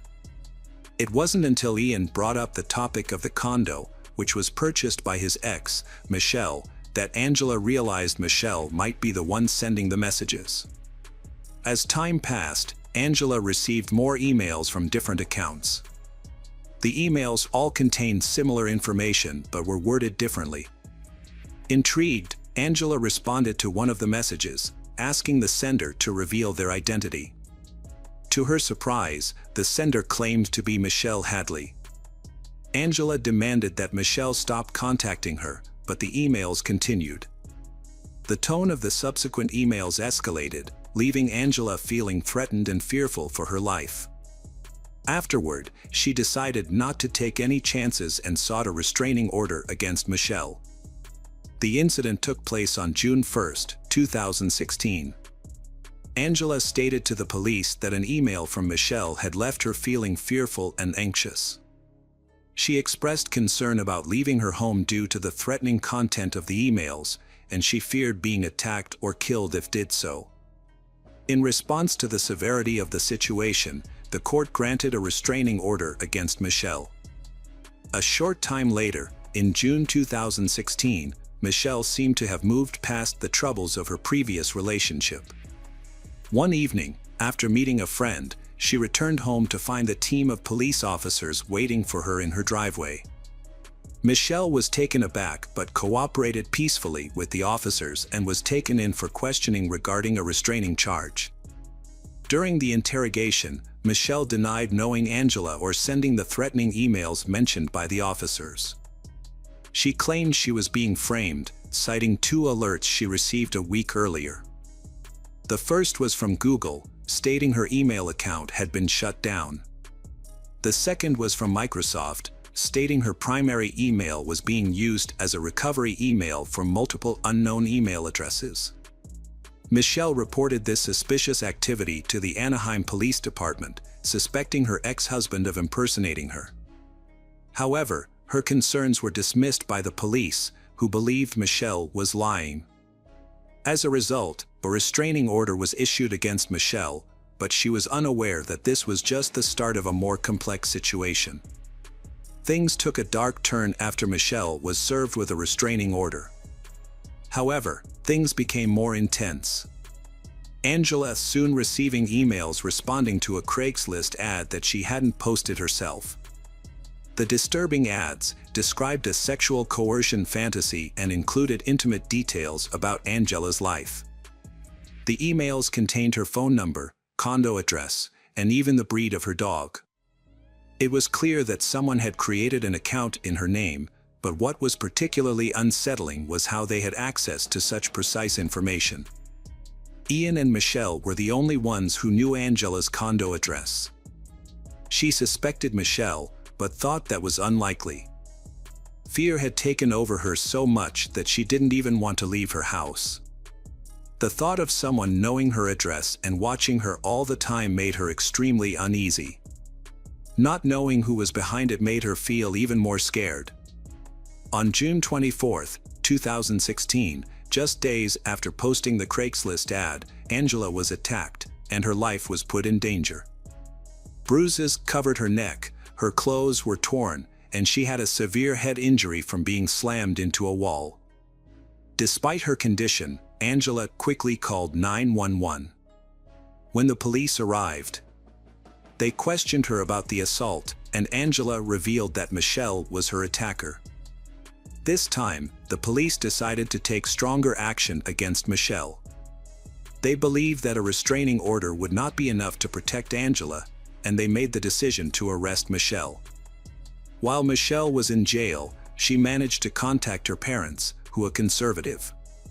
Her parents were determined to handle the situation discreetly. They posted Michelle's bail of $10,000, made possible by their financial stability as successful business owners. Angela started receiving harassing emails after the incidents.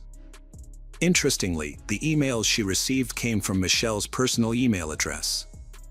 However, it's unclear if Michelle actually sent them. On July 13, Angela contacted 911 because she saw a strange man outside her condo. When the police arrived, the man claimed he was responding to a Craigslist ad posted under Angela's name that featured explicit content. Further investigation led the police to discover that the ad was created from an account linked to Michelle. This raised questions about Michelle's potential involvement and whether she may have provided false information to the police. On the other hand, it's possible that someone was using Michelle's name to mislead the authorities. The next day, on July 14, Michelle was arrested again, with bail set at $1 million, an amount her parents couldn't afford to pay. Michelle strongly denied sending the emails and creating the Craigslist ads. Her parents believed her because they knew she wouldn't send threats to anyone. Concerned about the potential consequences, Michelle's parents hired a lawyer, thinking that the person behind the threats could continue to get their daughter arrested. While Michelle was in jail for the second time, the threats and emails aimed at Angela stopped again. For 3 months, everything seemed calm for Angela. Meanwhile, Michelle's parents were trying to figure out who was impersonating their daughter. They gathered their daughter's records, including school and hospital records, to see if they could find any weaknesses in the case against her. This led them to find important evidence. Michelle was in the hospital on the same day the first emails were sent, making it impossible for her to have sent them herself.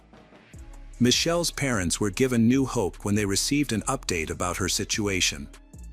They had been trying to track down the source of the emails they were receiving, which had encrypted IP addresses.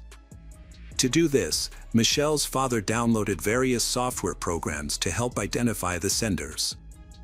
Then, in a surprising turn of events, her parents received a phone call with some unexpected news: Michelle's bail had been posted. The surprising twist was that the person who posted the $1 million bail was Ian, the same person who had been treating Michelle badly.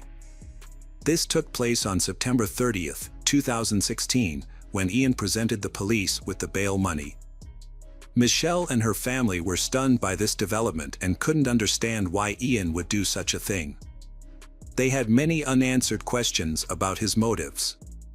Was he trying to make amends for his past behavior, or was there another reason behind his actions?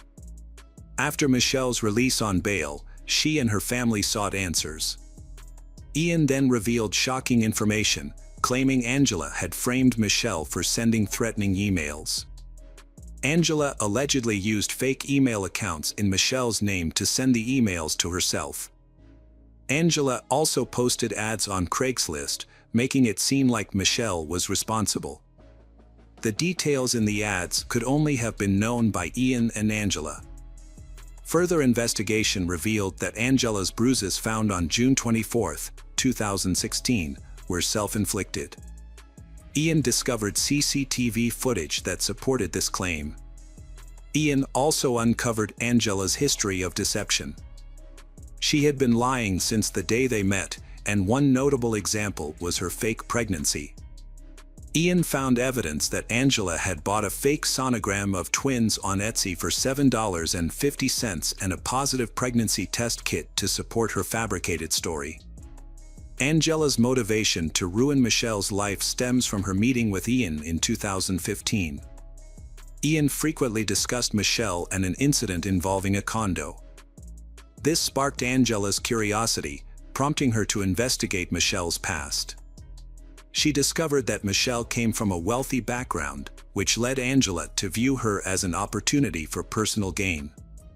Ian, who was married to Michelle at the time, sought revenge due to a past dispute over the condo's mortgage. The incident had left him feeling bitter, and he was furious about being forced to pay the mortgage following Michelle's countersuit. Together, Angela and Ian devised a plan to bring Michelle down. Ian shared Michelle's email address with Angela, and they began plotting to frame her and have her arrested. In an effort to conceal their scheme, Angela and Ian created separate email addresses to communicate with each other. They also opened 6 fake email accounts in Michelle's name using virtual private networks, VPNs. This is the reason Michelle noticed Google alerts about email addresses in her name that she had not created. Unbeknownst to Michelle, Angela was behind these suspicious activities. When Michelle got a restraining order against, she still felt it wasn't enough, because she wanted Michelle gone forever. Angela devised a plan to escalate the situation further. She created a fake Craigslist profile in Michelle's name, posting an ad that invited men to engage in a sex act at Michelle's home. However, the flaws in the plan led to Ian, Angela's husband, confessing the truth. Once the truth came to light, the police secured a search warrant for Angela's devices.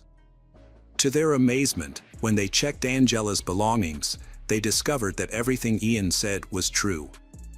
A total of 21 threatening emails were discovered, with most being sent from Angela and Ian's residence. Further investigation of the emails revealed that some were sent from Arizona. It was ultimately discovered that Angela had visited her father in Arizona during the same period the emails were sent. After discovering these shocking evidence, investigators decided to look into Angela's past. They soon found that she had committed similar crimes before. In 2013, Angela had faked her identity in a serious illness while dating Jason Rayburn, a California state trooper. Angela claimed to be an attorney and said she had cervical cancer. However, her story didn't add up, and Jason became suspicious. He dug deeper and made a disturbing discovery. Angela had lied about having cancer and being a lawyer. This ended her relationship with Jason. The deception wasn't made public until 2019, nearly 3 years later. On January 6, 2019, Angela was detained. She pleaded guilty to 10 felonies, including perjury and false imprisonment. She was sentenced to 5 years in prison.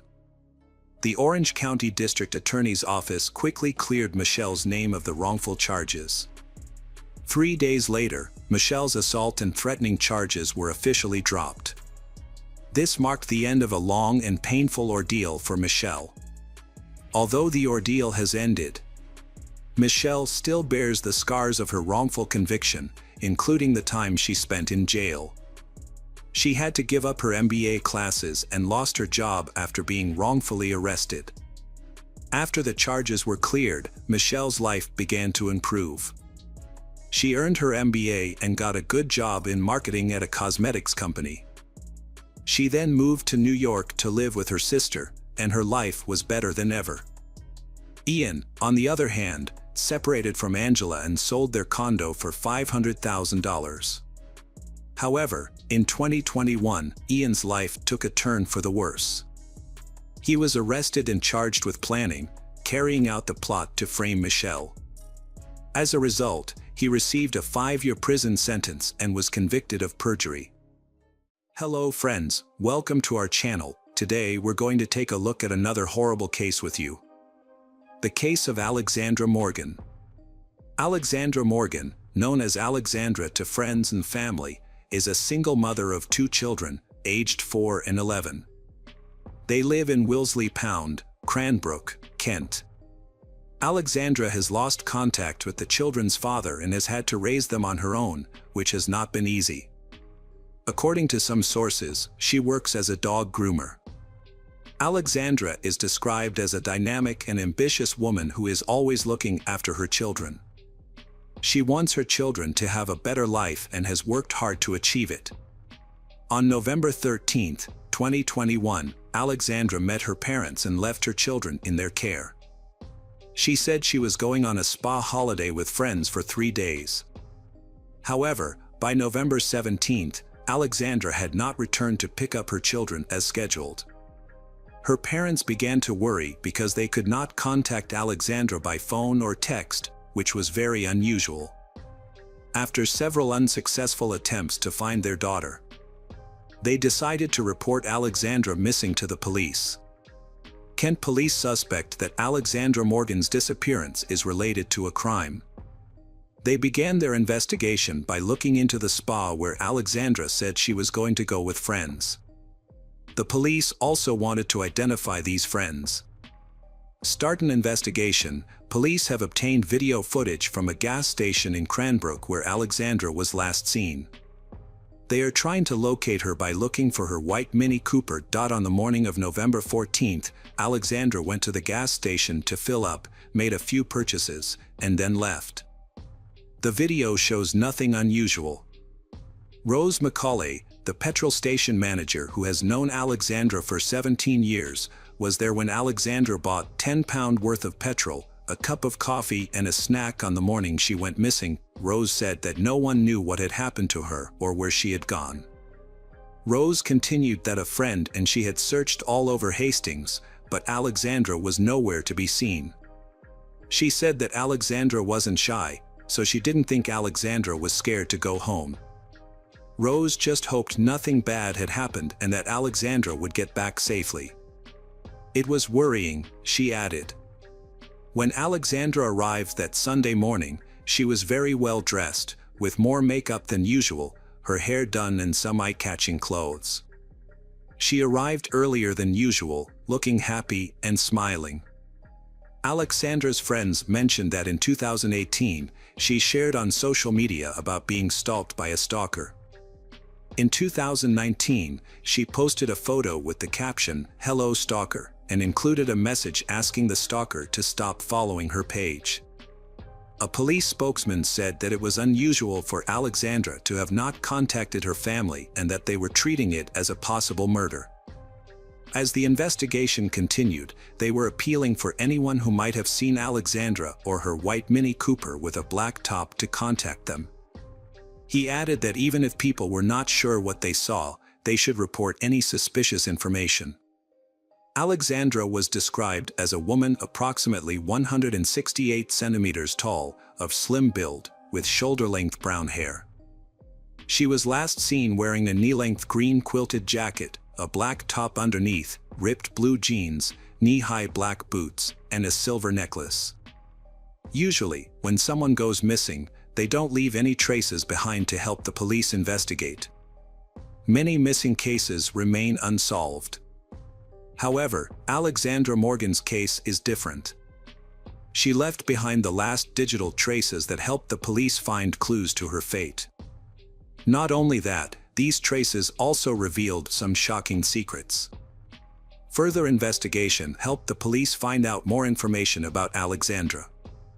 She wanted to improve her finances, so she started working as a call girl and advertised her services online, without telling her family and friends. Women in this profession are among the most vulnerable. Everyone knows that they face risks, because it is impossible to know in advance whether the next customer is normal or dangerous. This job is unsafe. According to the investigation, Alexandra had an appointment with a regular customer before she went missing. The police have arrested this man. On November 25, 2021, they arrested a 40-year-old man, Mark Brown, from St. Leonards-on-Sea on suspicion of murder. Mark Brown, a construction worker who is married with a son. His family were completely unaware of his secret life. Sussex police said that before Alexandra went missing, she had met Mark several times, and he had even bought her a Mini Cooper. Their first meeting took place on June 8, 2021, after Mark spotted her on an adult website. They met at her home in Sissinghurst, near Cranbrook, Kent. Things went well, and they continued to meet occasionally after that. The second meeting took place on June 21, nearly 2 weeks later. This time, Alexandra went to Little Bridge Farm near Hastings, Kent, a property Mark rented to meet women and for other purposes. They met 7 more times in August and September. Alexandra did not realize she was falling into a trap. On October 23, 2021, Mark sent her a text message asking if she would like to engage in a risk-free business transaction. He made an offer that involved £100,000 for 35 days at a hotel he would protect, a new ID, a straight car, and money for shopping. Mark asked her to do some simple tasks: go out for a smoke, pack the money, and buy a few things. After receiving this offer, Alexandra did some online research, which showed that she wanted to improve her children's lives. She learned about the minimum deposit for buying a house in 2021. Alexandra also intended to use the money to start a business. She searched for information such as profits from opening a sunbed shop in the UK and taxes to pay on £100,000. These actions showed Alexandra's character and desire to improve her life. Alexandra lied to her parents that she was going to the spa with friends, but in fact she was planning to meet Mark at the farm. On the morning of November 14th, she left home and was recorded on CCTV buying petrol in Cranbrook at 7:20 a.m. She arrived at Little Bridge Farm at around 8 a.m. 3 days later, on November 17th, Mark drove Alexandra's car to Holmhurst Lane, St. Leonards, after replacing the real number plates with fake ones. The following day, November 18th, Alexandra's mother reported her daughter to the police because she had not picked her up and had stopped communicating. On November 23rd, police discovered CCTV footage of Alexandra's car following Mark's Jaguar to Little Bridge Farm. Kent police sealed off the entrance to the farm and interviewed Mark. He admitted meeting Alexandra but claimed she had left after 45 minutes. Mark agreed to allow police to take his fingerprints and DNA. 2 days later, on November 25th, police arrested Mark as the prime suspect in Alexandra Morgan's disappearance. Before we get into what happened to Alexandra, we need to go back to when she met Mark Brown. At that time, Mark had a wife named Leah Ware. She was 33, and she was a mother of 3 who does not have custody of her children. Leah first met Mark on March 25, 2018, through a prostitution website where she advertised her services. A few years later, this same website is where Mark met Alexandra Morgan. In late 2018, Mark and Leah began a relationship and moved into an apartment together. After 6 months, when their lease expired, Leah moved into a shipping container at Mark's Little Bridge Farm. Mark describes their relationship as a roller coaster of ups and downs. Leah has had a complicated life. She received weekly benefits, which were usually administered by Mark. She had a history of drug use and mental illness, but many said she was trying to improve herself in order to gain custody of her children. Mark and Leah were in a 3-year relationship before Leah mysteriously disappeared in May 2021. On the evening of May 5th and early morning of May 6th, Leah was with Jack Tyler, a friend and convicted drug dealer. They used drugs together and had an intimate relationship that night. This was the last time anyone saw Leah. The last call from her phone was made at 8:55 a.m. on May 7th. Police believe Leah died that day. On June 8, 2021, Mark met Alexandra for the first time at her home. The meeting went well and Alexandra found Mark to be a reasonable and generous man. However, she did not know that just a month earlier, Leah, who had been in a relationship with Mark, had disappeared without a trace. During the investigation, detectives discovered important text messages from Mark. He sent them to his ex-girlfriend from high school 5 days after meeting Alexandra Morgan.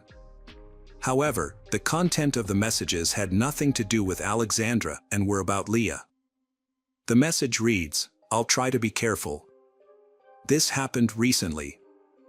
It's a nasty thing to get rid of. Just an old oil drum, 5 liters of diesel, and everything is gone. It burns so hot, it almost glows white.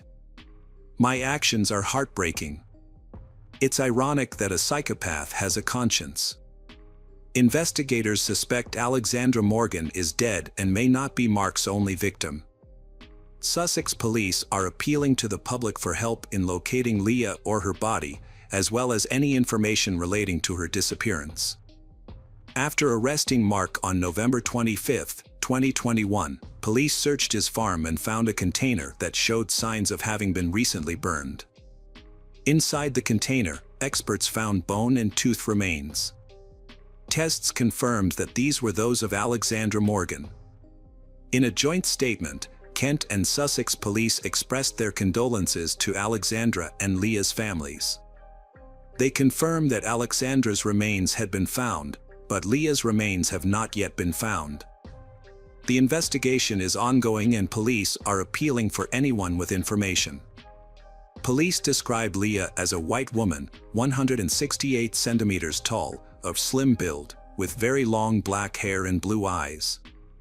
She had 3 tattoos, a dragon on her right leg, Chinese characters on her right hip, and a fairy sitting on a flower with the name Ryan on her right leg. The search of Mark's house lasted about a month and ended on January 7, 2022. During the investigation, police discovered the skeleton of a Pomeranian dog at the bottom of the pond, with a heavy object tied to its neck. Investigators believe this was Leah's dog, which Mark threw into the pond after killing Leah. On February 1, 2022, police charged Mark with the murder of Leah Ware, although they did not find her remains. Mark had previously been charged with the murder of Alexandra Morgan. Mark initially denied all charges. However, when police presented evidence of him burning Alexandra Morgan's body, Mark admitted to Alexandra's death, but maintained that it was an accident. Mark Brown's trial began on October 17, 2022. During the trial, new information about the 2 cases was revealed. The jury heard that after Leah Ware went missing on May 7, 2021, Mark regularly used her new bank card to withdraw money from her account each week. The bank card was sent to the address of his sister Cheryl. In July 2021, the jury was informed that Mark had twice withdrawn £200 from Leah Ware's account shortly after transferring £200 into his own. When asked why, Mark explained that he could have used her £200 and then paid it back, as at that point, someone owed him £430, so he could have paid it back. Prosecuting attorney Duncan Atkinson asked if it was a coincidence that Leah had died after getting a new bank card. A surprised Mark replied that he didn't understand what Duncan meant and that, as far as he knew, Leah was still alive. Duncan continued by asking if Mark was trying to take Ms. Leah's money and pointed out that Leah was in a place where money didn't mean anything. Mark was confused and said he didn't understand what Duncan was talking about at all, adding that it sounded like they were talking about 2 different people. During the trial for Alexandra Morgan's death, Mark maintained that it was an accident. He explained that Alexandra slipped and fell on a piece of equipment in the workshop he rented at Little Bridge Farm, causing her to hit her head. When he rushed to her, he found Alexandra bleeding profusely. He grabbed a towel to try to stop the bleeding. But when he lifted her head to put the towel under, more blood came out. Prosecuting attorney Duncan Atkinson objected to the defendant's testimony, stating that when the defendant first saw the victim lying on her back on the ground, there was a lot of blood around her head. This clearly showed that she was seriously injured and needed immediate help, especially medical attention. This was obvious before the defendant did anything else. Mark replied that he was panicking and his first reaction was to grab a towel to stop the bleeding. After performing CPR and checking for breathing by holding a mirror to Alexandra Morgan's mouth and nose, Mark confirmed that she was dead. Over the next 5 minutes, he did 3 things. He used his sweater to block the blood, he went outside to vomit, and he retrieved his phone to call 911. He explained that he then decided to cover up the whole thing by wrapping Alexandra in a sleeping bag and wrapping a towel around her head to stop the bleeding. He questioned how he could prove it was an accident and admitted that the decision to cover it up was stupid and the worst mistake of his life. Mark then decided to dispose of Alexandra's body using an incinerator he had built from an old oil drum earlier that year and which he had often used to burn rubbish.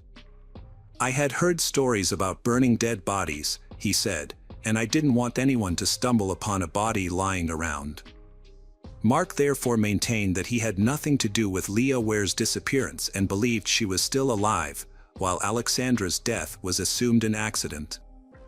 At the trial, the court heard testimony from Mark's boss, Alan, who said that Mark had warned him that the police might come to arrest him. This conversation took place on November 24th. When Alan asked why the police might arrest him, Mark replied, "For double murder." This answer was significant because Mark implicitly admitted that Leah Ware was dead and that Alexandra Morgan's death was not an accident. Mark denied those words, claiming he only mentioned a 25-year sentence for one murder, not a double murder. Prosecutor Duncan asked about the murder, and Mark admitted his feelings about Alexandra's case made him act as he did, despite his inability to prove his innocence. The jury also heard that Mark had deliberately smeared Alexandra and Leah reputations, as the prosecutor put it, to create a false image of the women. What people should remember about Leah and Alexandra is that they were always smiling and happy in life.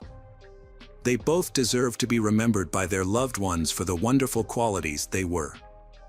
On December 1, 2022, a jury of 12 found Mark, 41, guilty on all counts. Judge Nicholas Hilliard said, "This is an extremely serious case and the impact on the victim's family is immeasurable." He announced that Mark would be sentenced to life in prison and that he would have to decide what minimum time Mark should serve, or even whether to grant clemency. The judge stressed that if Mark revealed what he had done to Leah Ware's body, he would take that information into account when sentencing. However, Mark did not take this opportunity. Before the judge delivered his verdict, the court heard from Leah Ware's mother, Rebecca Martin, about the impact the case had had on the family. "Mark continues to cause our family pain by not revealing what happened. Leah lost her life because Mark Brown wanted to satisfy his dark desires," she said. "He controlled and manipulated every aspect of her life. When she was no longer of any value, he abandoned her like a lifeless object." The court also heard from Alexandra Morgan's parents, who said Alexandra was intelligent, energetic, and determined to succeed. Despite the challenges she faced, she overcame them and held out hope for her future and the child she loved dearly. On January 13, 2023, the court sentenced Mark Brown to 2 life terms. He will be eligible for parole after 49 years. Judge Hilliard imposed the sentence in absentia because Mark refused to appear. He said, "No sentence can ever measure the number of lives lost. Nothing can undo the defendant's actions, it cannot. His conscience is not troubled by what he has done." Hi everyone, thanks for returning. Let's unravel another perplexing mystery. The case of Elizabeth Nicole Forshee-Cyperda. Elizabeth was born on May 13, 1978, in Truckee, California. She lived with her parents and younger brother. When Elizabeth was 13, the Cyperda family moved across the street. Michael and Sally Cyperda had 2 young children and were struggling to balance work and family. Michael wanted Sally to go back to work, so they decided to find a babysitter. Michael suggested hiring Elizabeth, then 14, to babysit their children. Sally agreed, and Elizabeth began babysitting for the neighbor's family. Elizabeth grew attached to Michael and Sally's children as she spent more time with them. The children also enjoyed being around her. When Elizabeth was 15, her father passed away, a traumatic event that deeply affected her. According to her mother, Donna Forshee, Elizabeth became more sensitive and vulnerable after this event.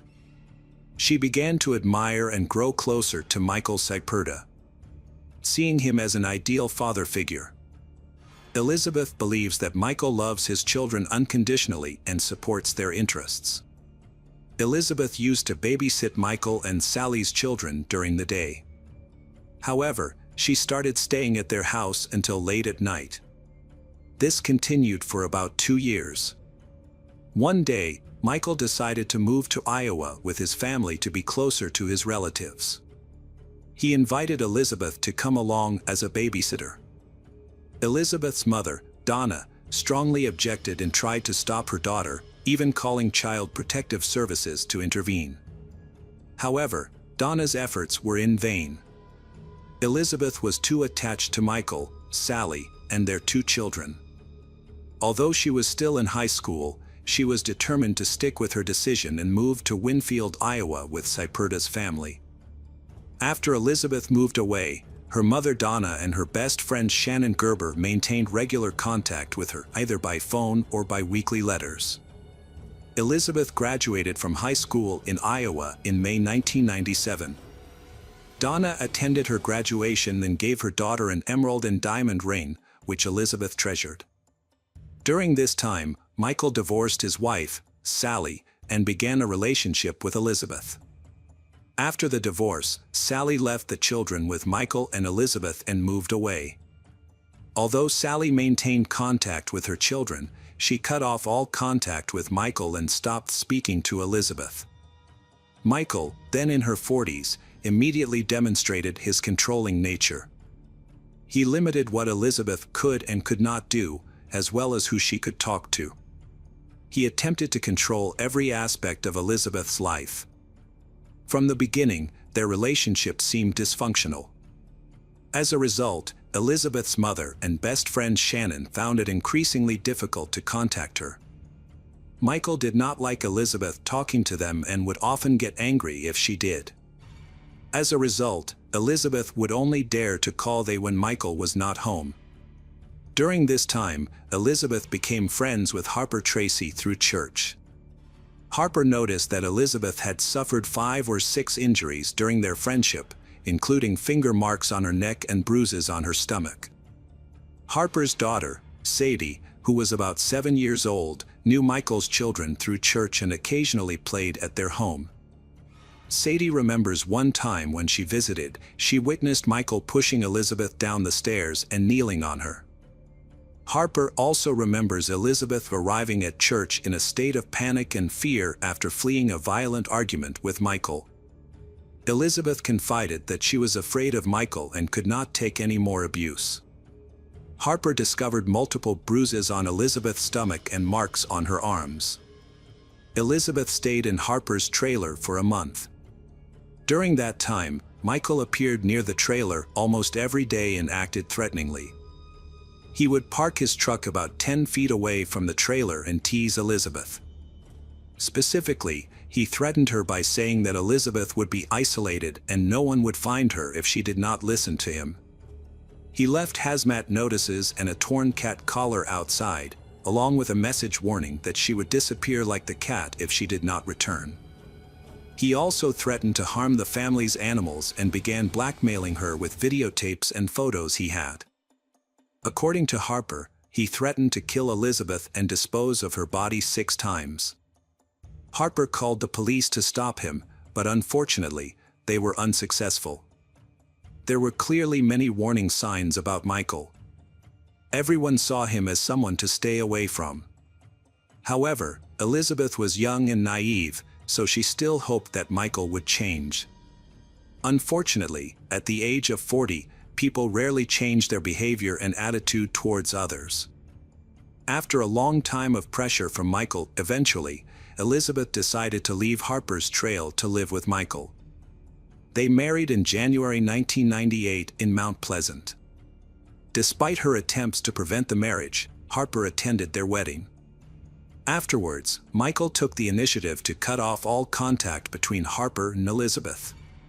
At Michael's request, Elizabeth finally told Harper not to come to their house anymore. Harper was not the only one concerned about Elizabeth and Michael's marriage.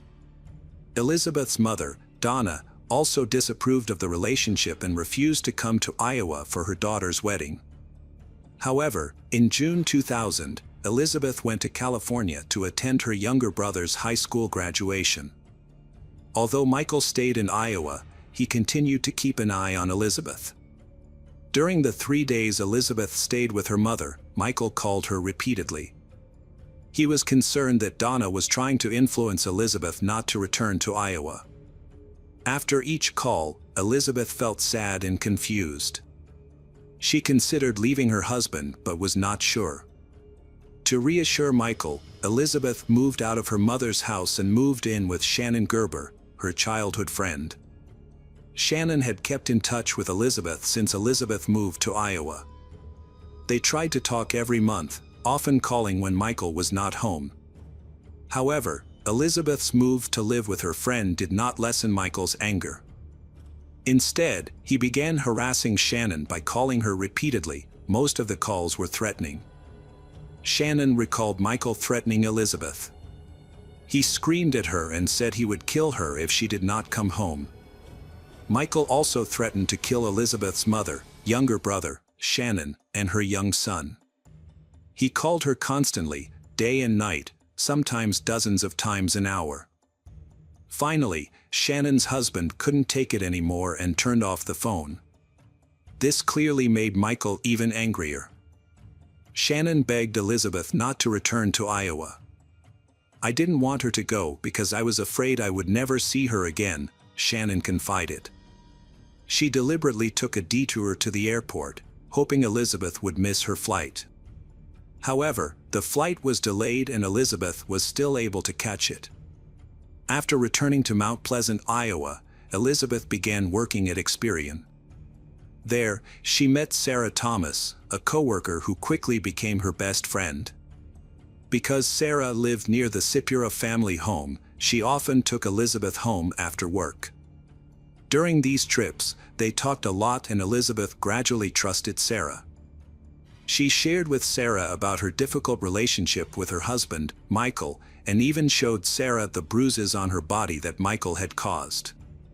Elizabeth and Sarah became very close to each other, close enough to cause problems. One day, while Michael was away, his 2 children peered through the bedroom keyhole and saw Sarah and Elizabeth getting intimate. When Elizabeth discovered that the children had witnessed the scene, she hastily packed up and moved in with Sarah.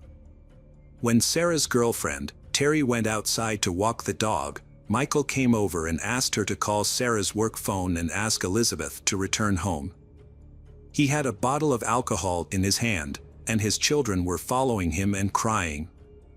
Michael explained that his wife had left him, she was not answering his calls, and he did not know what to do. When Elizabeth and Sarah entered the apartment, they saw Michael and Terry waiting for them. Frightened, Elizabeth and Sarah left. Michael shouted at Terry to follow him. They got into the car and gave chase. The 2 couples met face to face in a nearby parking lot. Terry started fighting with Sarah because she felt betrayed. Elizabeth was sitting in the car at the time and was afraid to get out. Cursing, screaming, and threatening, Michael approached Elizabeth and dragged her out through the window of the car. During the struggle, Elizabeth suffered a lacerated rib, and her shirt got torn. Sarah and Elizabeth fled to a nearby gas station, where they reported the assault to the police. The state charged Michael with first-degree burglary and domestic abuse assault. The court approved the no-contact order protecting Elizabeth. Terry packed her things and left, so Elizabeth and Sarah started living together. Michael continued to harass Sarah despite a ban. He would sit across the street, shouting insults or verbally abusing her. Additionally, Sarah received numerous incoming phone calls, but whenever she picked up, the caller would remain silent. She filed a report with the police, who worked with her phone company to set up a trap on her line to track the origin of these calls. Over a 3-week period, from June 26 to July 16, Sarah's phone records revealed Michael made 162 calls to her apartment. On July 16, 2000, 1 month after her breakup with Michael, Sarah left for work at 10:30 p.m. At the time, Elizabeth was asleep on the couch. Their dog was safely locked in the bathroom to avoid disturbing Elizabeth when Sarah returned home at 4 a.m. However, upon arriving back, Sarah was surprised to find that Elizabeth had vanished. There were no signs of forced entry or a struggle, and Elizabeth's personal documents remained intact. The dog was still locked in the bathroom. Sarah decided to go to bed. When she awoke the next morning, Elizabeth was still missing. It became clear that Elizabeth had left without taking her purse, clothes, or other essential belongings, and she did not leave behind any note or explanation. Sarah reported Elizabeth's disappearance to the police 24 hours after first discovering she was gone. Elizabeth was 22 years old when she disappeared. The police launched an investigation, and of course, Michael was their first suspect. On July 16th, the day Elizabeth disappeared, Michael started phoning the apartment around 3 p.m., logging more than a dozen calls through the evening. He last called at 10:56 p.m., that is, he stopped making calls 26 minutes after Sarah left for work and left Elizabeth alone. On July 17th, Michael was supposed to be at work. His friend Jared agreed to watch Michael's children. Jared testified he found Michael was pretty intoxicated when he arrived at his house around 5:30 a.m. Jared said Michael told him Elizabeth had stayed overnight and left around 5 a.m. Michael decided not to go to work that morning. Police called Michael the next day, July 18th, to ask if he had heard from Elizabeth. He said he had not. On July 20th, officers came to his house to let him know Elizabeth was missing. Michael said his taking a sick day from work on July 17th, the day after Elizabeth disappeared, was a coincidence. Michael also stated that due to their breakup, he hadn't been eating and had been getting cramps. Elizabeth seemed to disappear into thin air. She didn't contact her family or friends, her bank account was untouched, and she had not even received her salary for the last month. The investigators knew that Elizabeth could not just leave without documents and money. All the friends she could have stayed with knew nothing about her whereabouts. The police interviewed residents and distributed flyers with an image and description of Elizabeth, but none of these actions gave the desired result. In early September 2000, Larry Headland, an agent with the Iowa Department of Criminal Investigation, interviewed Michael. During the interview, Michael claimed that he and Elizabeth had a harmonious relationship and denied any allegations of abuse between them. When asked about the attack on Elizabeth on June 16th, Michael admitted that it was an unusual action on his part. He explained that he had been drinking and that his emotions had taken over, leading to his inappropriate actions. Initially, Michael denied making the harassing phone calls to Sarah's apartment. However, when presented with evidence from the call records, he admitted responsibility. The agent then pointed out that the calls to Michael's apartment had stopped the night Elizabeth went missing. This caused Michael to become stressed. Michael explained that he just wanted to avoid arrest and did not want to be charged or held responsible for anything. That's why he lied about the phone calls. He objected when Larry suggested that Elizabeth was dead. After this interview, the police obtained a search warrant for Michael's home. In Michael's bedroom, the police found an unlocked safe. Inside or on top of the safe, an officer found a $2,000 gold pendant that Michael had given Elizabeth and a V-shaped diamond and emerald ring that she had received from her mother as a graduation gift. Elizabeth only removed the ring when she was showering or soaking in the tub, otherwise, it was on her finger. In police photos taken after Michael attacked Elizabeth, the ring was still on her hand. Elizabeth had not been back to Michael's house since. So how did the ring end up in Michael's safe? When the police asked for an explanation, Michael said that Elizabeth must have left it behind when she moved out. However, officer pointed out that Elizabeth was still wearing the ring in a photo taken on June 16, the day of the attack. Michael could not explain why the ring was in his bedroom. There are some suspicious points in Elizabeth's disappearance. Michael abruptly stopped contacting her on the day she disappeared, although the police only notified him 4 days later. This suggests that Michael may be hiding something. However, the police need concrete evidence to charge him. Time has passed so quickly that it is difficult to find clues. One possibility is that Elizabeth voluntarily went into hiding. But her family does not believe this. Although the case has been quiet for many years, her mother, Donna, has not lost hope that her daughter will return. Every year, she travels to Iowa, where Elizabeth used to live, to organize activities to raise awareness about her daughter's disappearance. In 2010, Donna rented a billboard with Elizabeth's picture and offered a $20,000 reward for any information about her daughter. Donna said she was concerned that something might have happened to her daughter, but she was hopeful that she would eventually be found. "Someone definitely knows what happened to my daughter, and I hope that us coming out will jog their memory," she said. 10 years after her daughter's disappearance, Donna has developed her own theories about what happened. In an interview, she said, "I think the person called her and lured her out of the apartment to meet them. Then they argued and something bad happened that night." Despite the best efforts of the police and her family, Elizabeth's fate remains a mystery. Since her disappearance in 2000, investigators have searched 79 different locations but have not found Elizabeth's body. They entered her information into the National Crime Information Center's Missing Persons database. 17 years later, in 2017, the investigation was reopened. By this time, Michael Saiperda had moved to Colorado. Police reviewed all the evidence and interviews.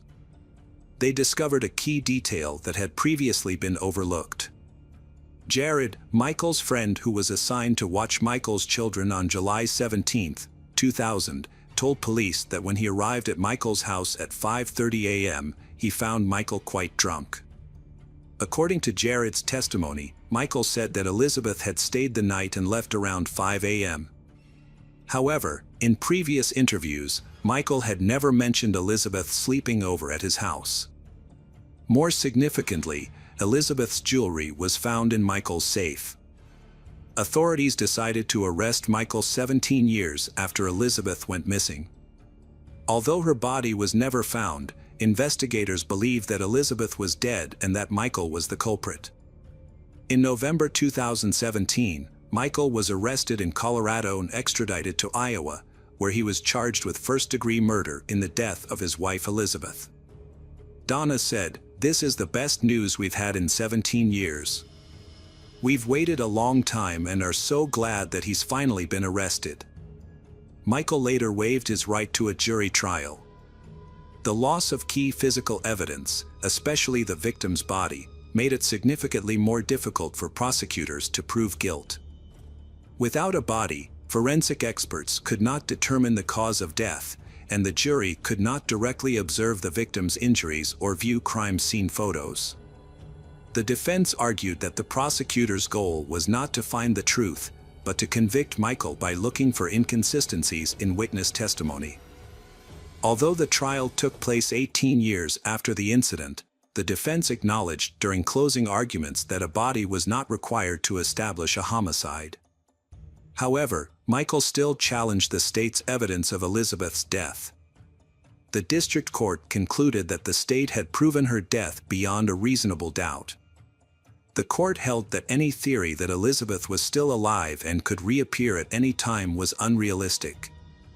The state presented evidence that Michael was the last person to speak to Elizabeth at 10:56 p.m. on July 16, which he himself admitted. The district court noted Jared's testimony that Michael told Elizabeth to stay at his house that night. In addition, there were other suspicious circumstances. Michael unexpectedly left work on July 17 and did not call Elizabeth's apartment again, even though the police did not officially report her missing until July 20.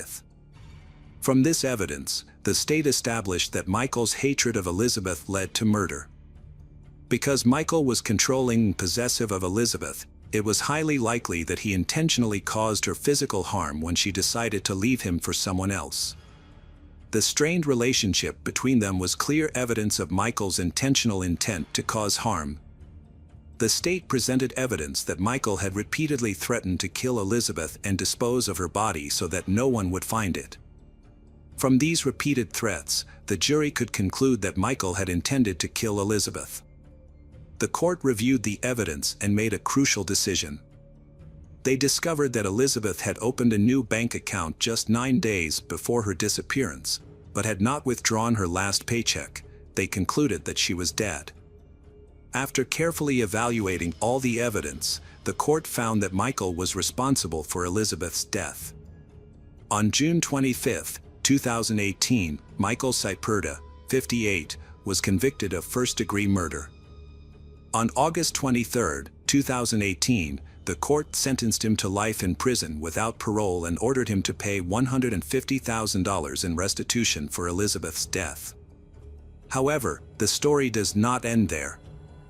In September 2020, the Iowa Court of Appeals changed Michael Cyperda's conviction from first-degree murder to second-degree murder.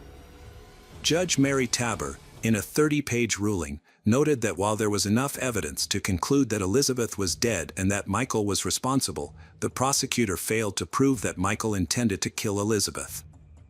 This led to the reduced charge. The case was particularly difficult because there was no body, weapon, or crime scene. Michael asked to be released or at least given a new trial.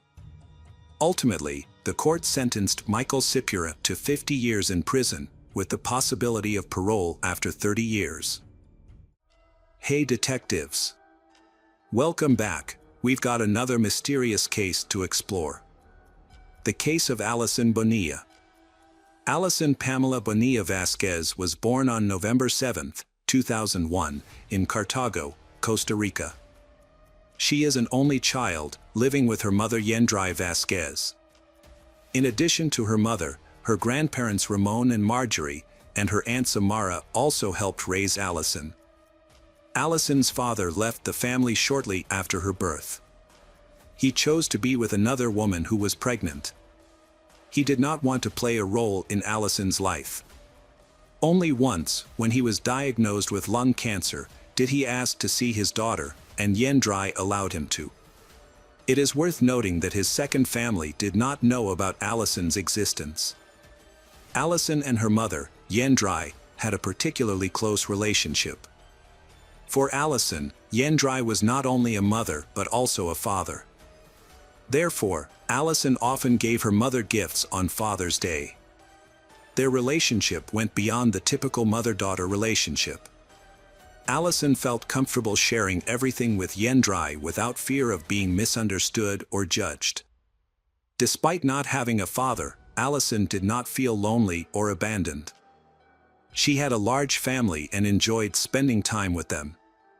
She also attended church regularly every Sunday.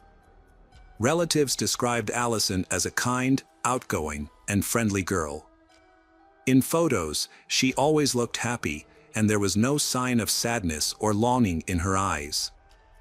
Alison had always dreamed of becoming a model. She decided to drop out of 8th grade to focus on makeup classes, thinking that combining the two was too difficult. She did not want to waste time on something that would not help her achieve her goals. After that, Alison started looking for a job to help her mother pay the bills but did not receive any responses from the places she applied. This made her very sad. Her mother, Yendrai, realized that her daughter would have difficulty finding a job due to her limited education, so she encouraged Alison to take evening classes. At age 18, Alison enrolled in Liceo Enrique Geyer, a few miles from home. During this time, She completed a pastry course and began practicing. Allison made delicious cakes and desserts that were loved by everyone in the neighborhood. This helped her find a way to make money from her baking talent. Allison had a boyfriend named Harold Sura Solano who lived in Cachi, a district in the province of Cartago, Costa Rica. Usually, Allison stayed home with her mother in the morning, then met Harold, and then went to evening school at 6 o'clock. She often returned home late by bus. The route from the bus stop to her house was dangerous, dark, and deserted.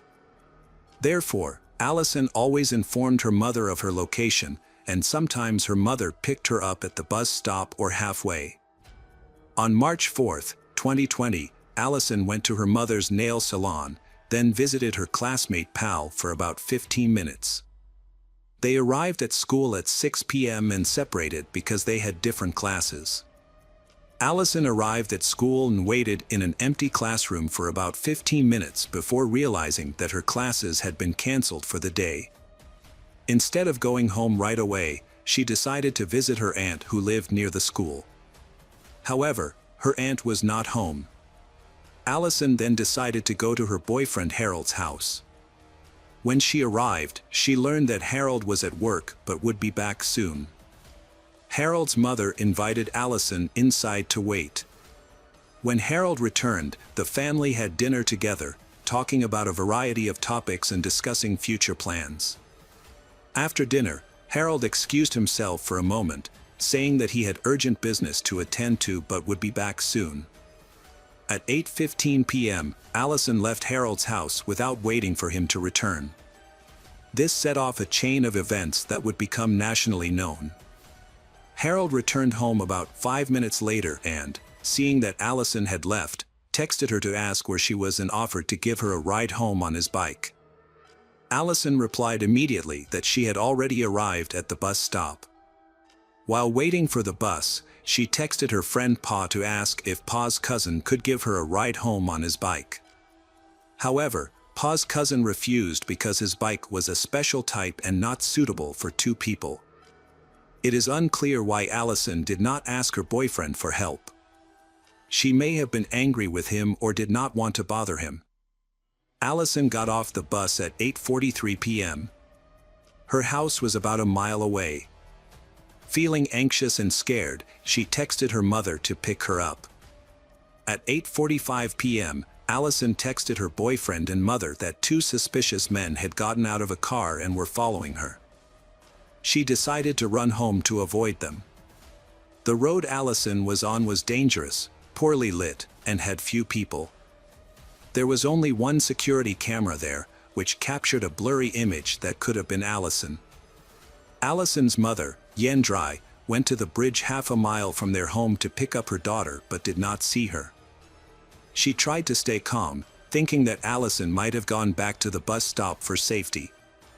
However, she did not find her there either. She finally thought that Allison had not seen her and had gone home on her own. When Yendrai returned home, she found that Allison was not there. She immediately called relatives and friends to ask for help in the search. About 30 minutes later, Harold woke up and received a call from his Aunt Samara saying Allison was missing. He tried to contact Yendrai but was unsuccessful. 3 hours later, Yendrai reported Allison missing to the police, and the search began. Luckily, Yendrai had the last photo of Allison in the clothes she was wearing. Police checked several locations, from the bus stop to Allison's house, Cachi Lake, and the nearby hydroelectric dam. On March 5, 2020, police found their first clue, Allison's glasses in the grass about a mile from her house. However, Allison seemed to have disappeared without a trace. 8 days later, they discovered Allison's identification on a coffee plantation. This was surprising because they had checked the area several times before. What was even more suspicious was that her ID was placed in such a conspicuous and clean location. As if someone had intentionally placed it there to mislead the investigation or hide something. 15 days after Allison went missing, Yendrai received a call from Allison's father. Instead of showing concern or offering help, he said that Allison was missing because she was too beautiful. Shocked by these insensitive words, Yendrai immediately hung up the phone, unable to believe what she had just heard.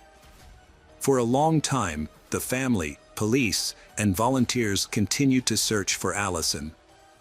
Every Sunday, they hung up posters with her picture. One day, they decided to paint messages on the streets, recreating Allison's journey from the intersection to the bridge, where she was believed to have disappeared. They also put up posters on roadside poles to attract the attention of passers-by. At the same time, the police received an important clue. A man came to the police station and said that he knew Allison and had seen her on the night she disappeared. According to the man, at around 8:30 p.m. on March 4th, he left his home on his motorbike to pick someone up. On the way, he saw Allison and a burgundy two-door BMW parked next to her. He turned around to check on the situation and realized it was his cousin's BMW. He was 100% sure of this because the car had distinctive bright yellow headlights. Another witness also confirmed to the police that he had seen the same BMW near where Allison went missing that evening. The car belonged to Nelson Sanchez Urania, 28, nicknamed Sukia. Locals called him that because they believed he was a member of a gang in the area. In fact, Nelson and Allison knew each other. Their families had been acquainted for a long time and had lived in the same neighborhood for a while. However, according to Allison's mother, they had only interacted with Nelson a few times. It was just a normal neighborly relationship, not a close friendship.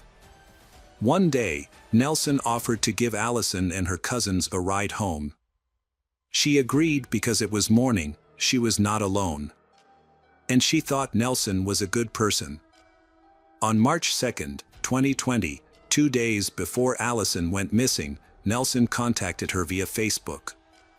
He sent a message asking Allison to answer some questions. On her cousin's advice, Allison agreed to answer them. Next, Nelson asked Allison about her feelings for him. Specifically, he wanted to know if Allison liked him. Allison was confused by Nelson's sudden question, as they were not close and barely knew each other. When Allison asked why, Nelson explained that he did not have a negative opinion of her but wanted to know if she thought badly of him. Allison reassured Nelson that she did not hate him and that everything was normal between them. Nelson thanked her and said goodbye. Police searched Nelson's home and seized his car, cell phone, and computer. Investigators found shocking images of women being abused on his phone. When they inspected the car, they found that it had been thoroughly cleaned with car polish. However, the front driver's seat carpet and trunk carpet had been removed. Police found hair and blood on the trunk lid and sent samples to a lab for analysis. After examining the exterior of the car, police used a police dog to search for traces. The dog detected possible blood on the 2 front seats and in the trunk. To confirm, the police used a luminol test, a chemical that reacts with hemoglobin in the blood. The results showed that there were many blood stains on the car's interior, despite the owner's efforts to remove them with cleaning products. While waiting for the results from the lab, Nelson remained free but was closely monitored by the police. They monitored his every move to prevent him from leaving the city or the country. Although Yendrai repeatedly requested his arrest, the police did not have enough evidence to do so. Therefore, Nelson continued to live freely without being prosecuted for many months. Yendrai believed that Allison had been kidnapped for ransom. She tried to stay calm and hoped that her daughter was still alive. In preparation for Allison's return, Yendrai kept her daughter's room as it was, not cleaning or rearranging the furniture. She even bought Allison a gift. Yendrai told the press, "I will continue to do so. As long as there is no evidence that she is dead, I still believe that my daughter is alive and will return home." Laboratory test results confirmed that the hair and blood found in Nelson's car belonged to Allison. The police immediately arrested Nelson. Later, his ex-girlfriend told the police that Nelson had never physically abused her but had put a lot of mental pressure on their relationship. Specifically, he forbade her from contacting her friends and using the internet. According to her, Nelson only wanted to have a sexual relationship with her. His previous boss revealed that he was very irresponsible at work and even stole about $11,000. Additionally, his landlord said an ex-girlfriend had broken up with him because she was tired of paying his debts. She described him as a very spoiled man. After that, Nelson confessed to his crimes against Allison. He said that on the night of Allison's disappearance, he found her walking alone on a deserted road. Taking advantage of the late hour and their acquaintance, Nelson offered to give Allison a ride. She agreed and got into the car without suspicion. However, instead of taking her home, Nelson drove to a remote coffee plantation and forced Allison out of the car. Nelson violently attacked her, knocking off her glasses and leaving her nearly unconscious. He dragged her to a nearby abandoned house, where he raped and brutally beat her. Nelson then tied her hands with cloth and duct tape to the front seat of his car. Finally, he stuffed her into the trunk of the car and drove to a dumpster in San Giorano Cacci. There, the killer pushed Allison off a cliff into a pile of trash below. He justified his heinous actions by saying that he was under the influence of drugs. He also admitted that he had long been obsessed with Allison, and when he saw her that night, he decided it was his chance to carry out his dark intentions. Surprisingly, Nelson later recanted his initial statement, accusing the police of coercing him into confessing. However, the authorities had enough evidence to charge him despite his denials. The suspect could face a maximum sentence of 35 years in prison. In the early morning of September 4th, a search party went to the San Anno landfill to look for Allison's body. However, because the area was large and difficult to access, finding Allison's remains was an extremely difficult task. Moreover, it had been 6 months since Allison went missing. Just 25 days after Allison confessed, the police discovered a number of important pieces of evidence. They found human bone fragments, including a spine, ribs, part of the pelvis, and a femur. They also found pieces of clothing that Allison was wearing on the day she disappeared, along with a pair of sneakers with studs inside. All of these clues were sent for testing and thorough analysis by the police.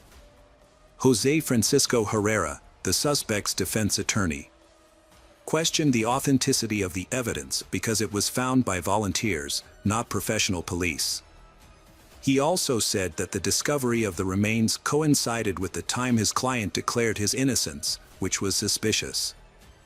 Rodrigo Era, the attorney representing Allison's family, on the other hand, criticized the suspect's change of testimony, saying that it undermined the credibility of the official investigation. On October 5, 2020, experts confirmed that the remains found belonged to Allison.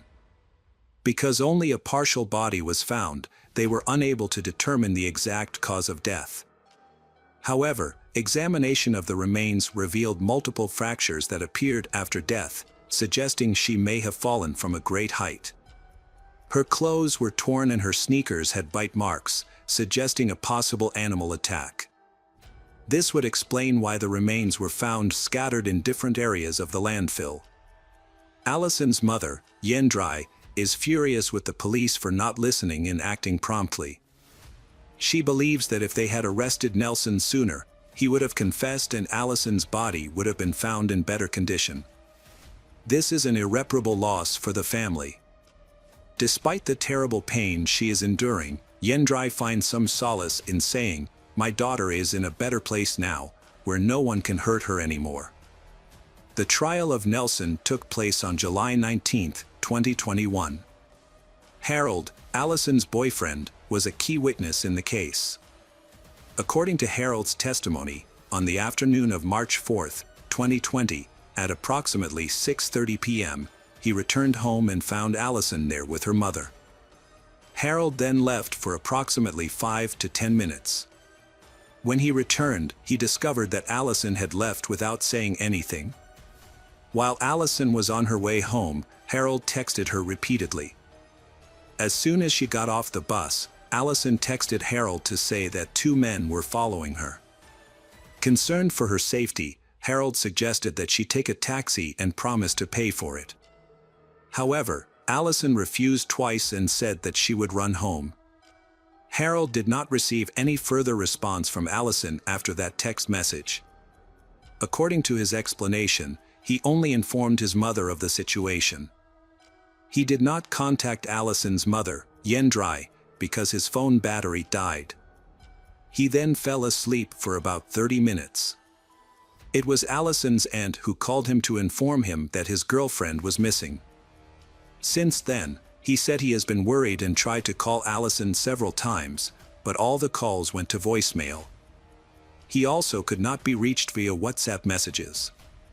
Harold said he joined the search party for a few days but then had to stop because he felt unwell and had to go to work. He really wished things had gone differently. If he could go back in time, he would have taken Allison home that night. However, unfortunately, what happened cannot be changed.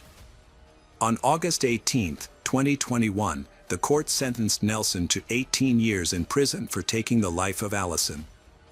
He could have received twice the sentence, but the judge pointed out that there was no evidence to confirm that Nelson knew the route and time Allison would return home and that he planned to attack her. Furthermore, due to the condition of Allison's remains, there was no evidence that Nelson forced her to have sex. The story does not end there. Allison's family was not satisfied with the original sentence, arguing that it was not commensurate with the crime. In 2022, they successfully appealed, and the court decided to retry the case. As a result, on September 28, 2023, Nelson was sentenced to 35 years in prison. Allison's family's lawyer emphasized that Nelson acted in a cruel and inhumane manner and took advantage of the trust of the victim and her relatives. The court ruled that Nelson's actions were intentional. Nelson used his long-standing relationship with Allison to commit the crime.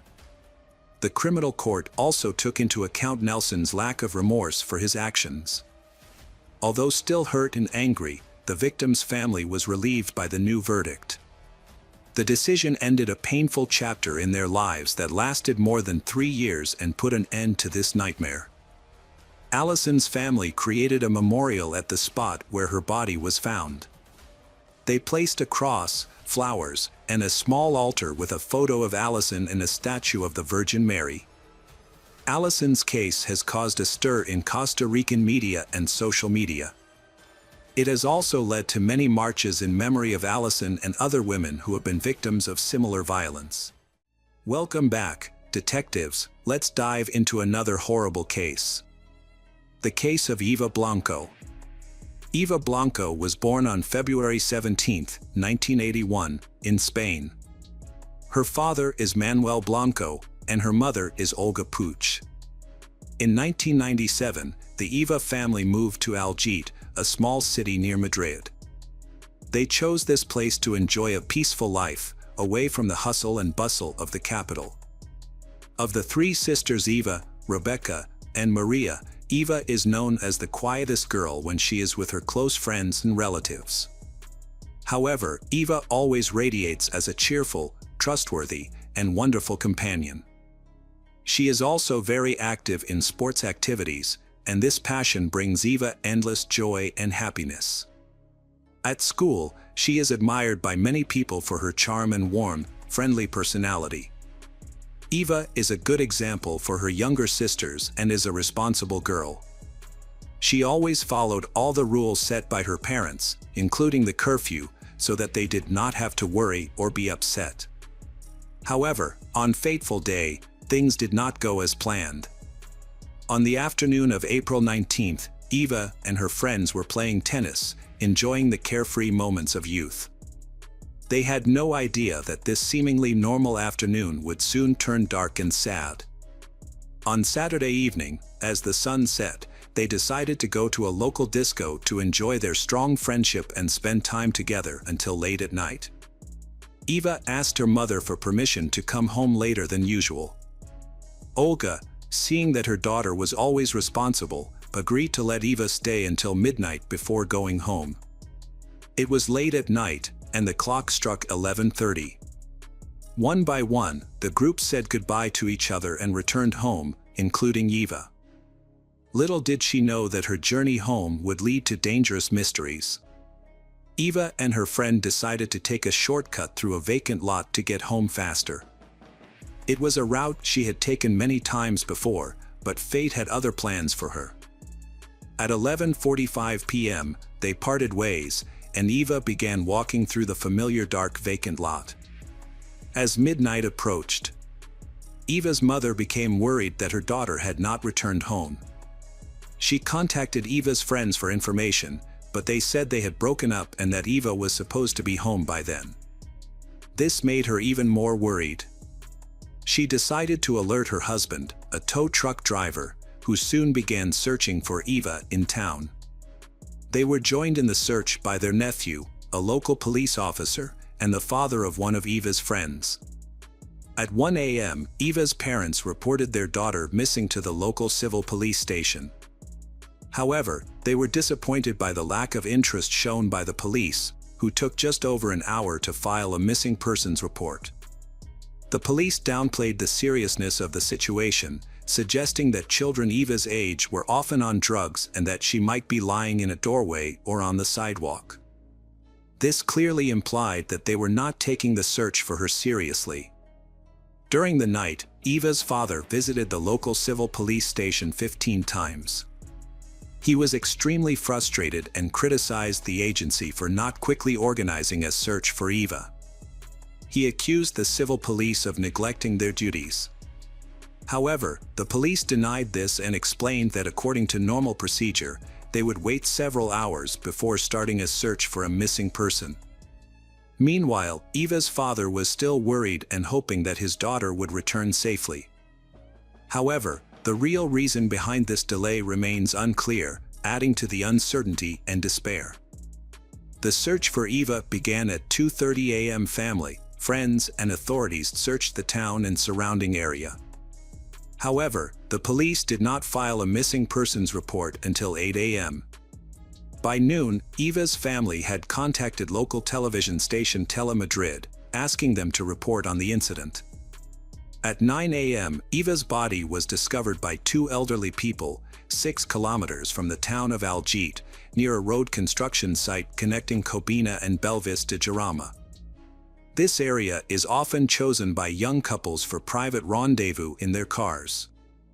Initially, the discoverers suspected a serious traffic accident, thinking that she had been run over. However, when the police arrived, they discovered a much more horrifying truth. Eva had been brutally murdered, lying face down on the ground with multiple stab wounds. She was wearing jeans, a dark sweater and hiking boots, the same clothes she had worn on the day of her disappearance. A sleeve of her jacket was missing, indicating a violent struggle. Investigators believe both Eva and her killer arrived at the scene by car. However, heavy rain overnight washed away tire tracks and other vital forensic evidence. Despite the difficulties, investigators discovered Eva's faint footprints and a crucial clue, the footprints of a man wearing size 42 moccasins. The findings offered hope for justice for the innocent victim. The Eva family was notified by the police of the discovery of Eva's body. According to the autopsy report, Eva was stabbed 19 times in the back and died of blood loss at around 4 a.m. The weapon was a navaja knife 8 to 10 centimeters long and 1 centimeter wide. Eva's death was a heartbreaking tragedy for the community. The attack began while the victim was still in the car and continued as she tried to escape up the side of the road. The wounds, especially to the ear and the back of the head, showed the brutal nature of the crime. The first wound was severe enough to cause death. Forensic evidence showed that the victim was also sexually assaulted. DNA samples from the same attacker were found on the victim's body and clothes, proving this barbaric crime. The discovery of a red cloth in the victim's mouth was determined to be from a regular car seat cover. This suggests that Eva was taken into the car after being kidnapped. This detail reflects the painful final moments of the innocent victim. However, since the body was found fully clothed and there were no obvious signs of violence, investigators and police initially thought it might have been a consensual sexual encounter that led to a deadly fight. Eva's parents believe that their daughter was kidnapped, raped and murdered to cover up the evidence. They do not agree with the view that Eva committed suicide. The police expect the case to be solved quickly.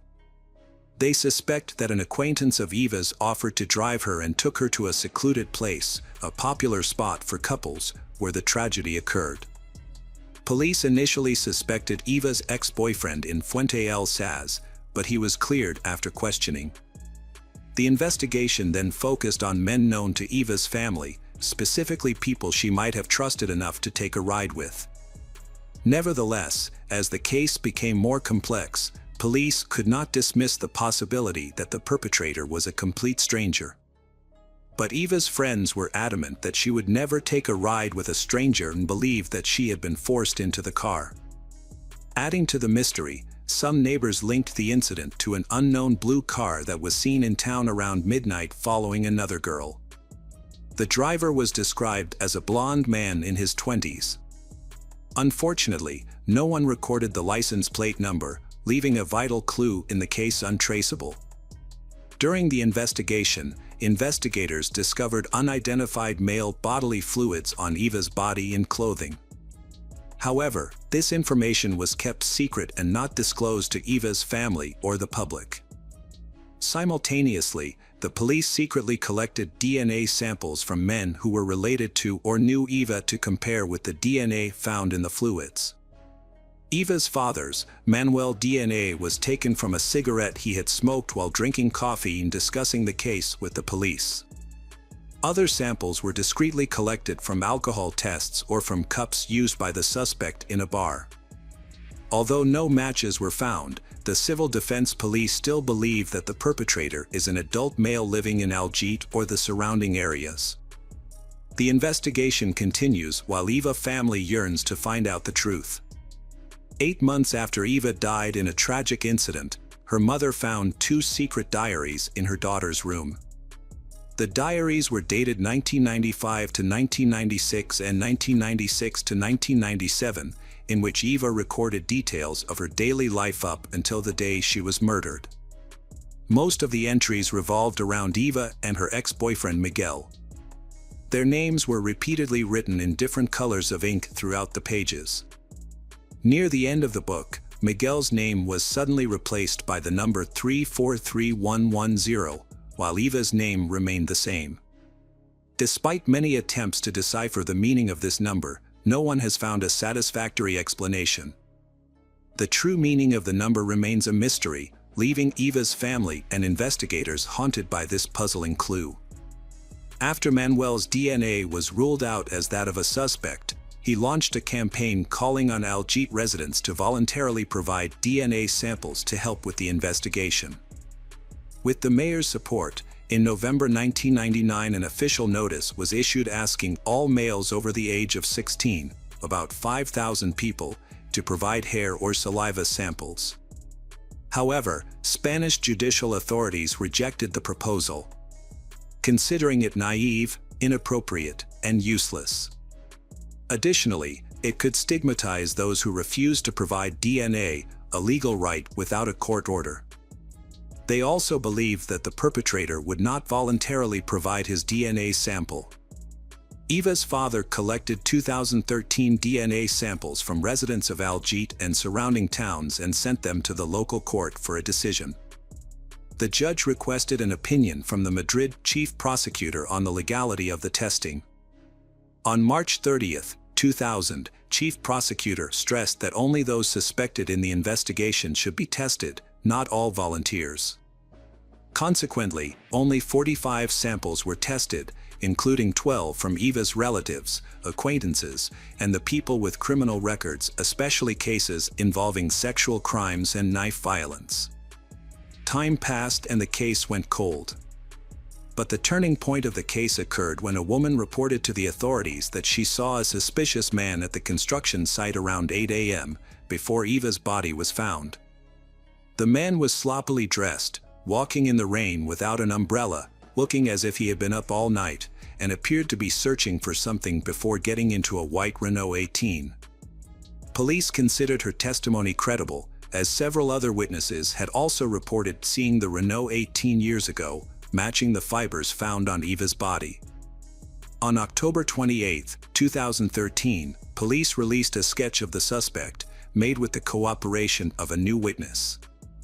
The man was described in 1997 as being about 35 to 40 years old, 170 to 180 centimeters tall, weighing 75 to 80 kilograms, obese, with short brown hair, a square face and hard features, and deep-set eyes. He was wearing a white shirt, a V-neck sweater, and was driving a white Renault 18 with red upholstery. A secret telephone number and email address were set up to collect information, receiving 100 emails by January 1, 2014. In late 2013, the investigation took a major step forward when DNA from the fluid suggested the suspect was of North African origin. Police asked 300 North African men who had lived in Algiers in 1997 to volunteer their DNA samples. A former neighbor of Eva's, now living in the south of France, had a close match to the killer, suggesting the DNA in question could belong to the neighbor's sibling. Subsequent DNA analysis revealed a man named Ahmed Chel. On October 1, 2015, Ahmed was arrested outside his workplace in Vizel-Sum, France, in a joint operation by the civil police and the French gendarmerie. Ahmed Chel was born on March 1, 1963 in Taza, Morocco. He married a 20-year-old Spanish woman in 1989 in Madrid and became a Spanish citizen in the 1990s. They had one child and Eva was 5 months pregnant when Ahmed's wife was murdered. They were not registered residents in Algiers because they lived in the truck of Ahmed's employer, where he worked as a delivery man, about 4 kilometers from the scene of the crime. In 1999, the Chels moved to France, where they separated amicably but were still listed as married in Spain.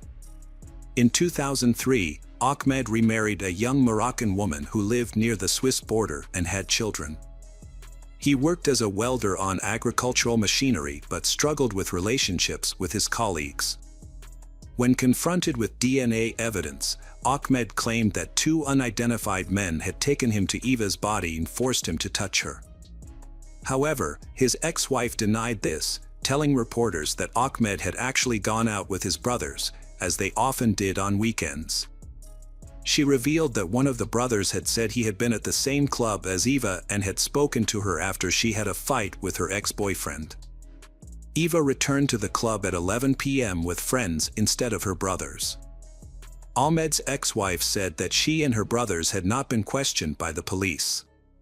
She denied that Ahmed was abusive but admitted he was aggressive when drunk. Female colleagues and clients found Ahmed unapproachable, aggressive when drunk, and unsuitable for women. Eva's family had little contact with Ahmed's brother and had not met Ahmed. On October 5, 2015, Ahmed attempted suicide but failed, after which he agreed to be deported to Spain for trial. At a hearing on October 13, he remained silent but provided DNA. He was detained until DNA testing confirmed his involvement. In January 2016, the prison psychiatric unit removed Ahmed's anti-suicide measures. Ahmed claimed he had been forced to touch Eva, denied any penetration, but could not explain why his bodily fluids were present in her genital area. On January 29, 2016, Ahmed was found dead in his cell, having committed suicide by hanging himself with his shoelaces. The trial officially ended on February 15, 2016. Eva's family, despite finding their daughter's killer, were disappointed that he was not held accountable for his brutal actions.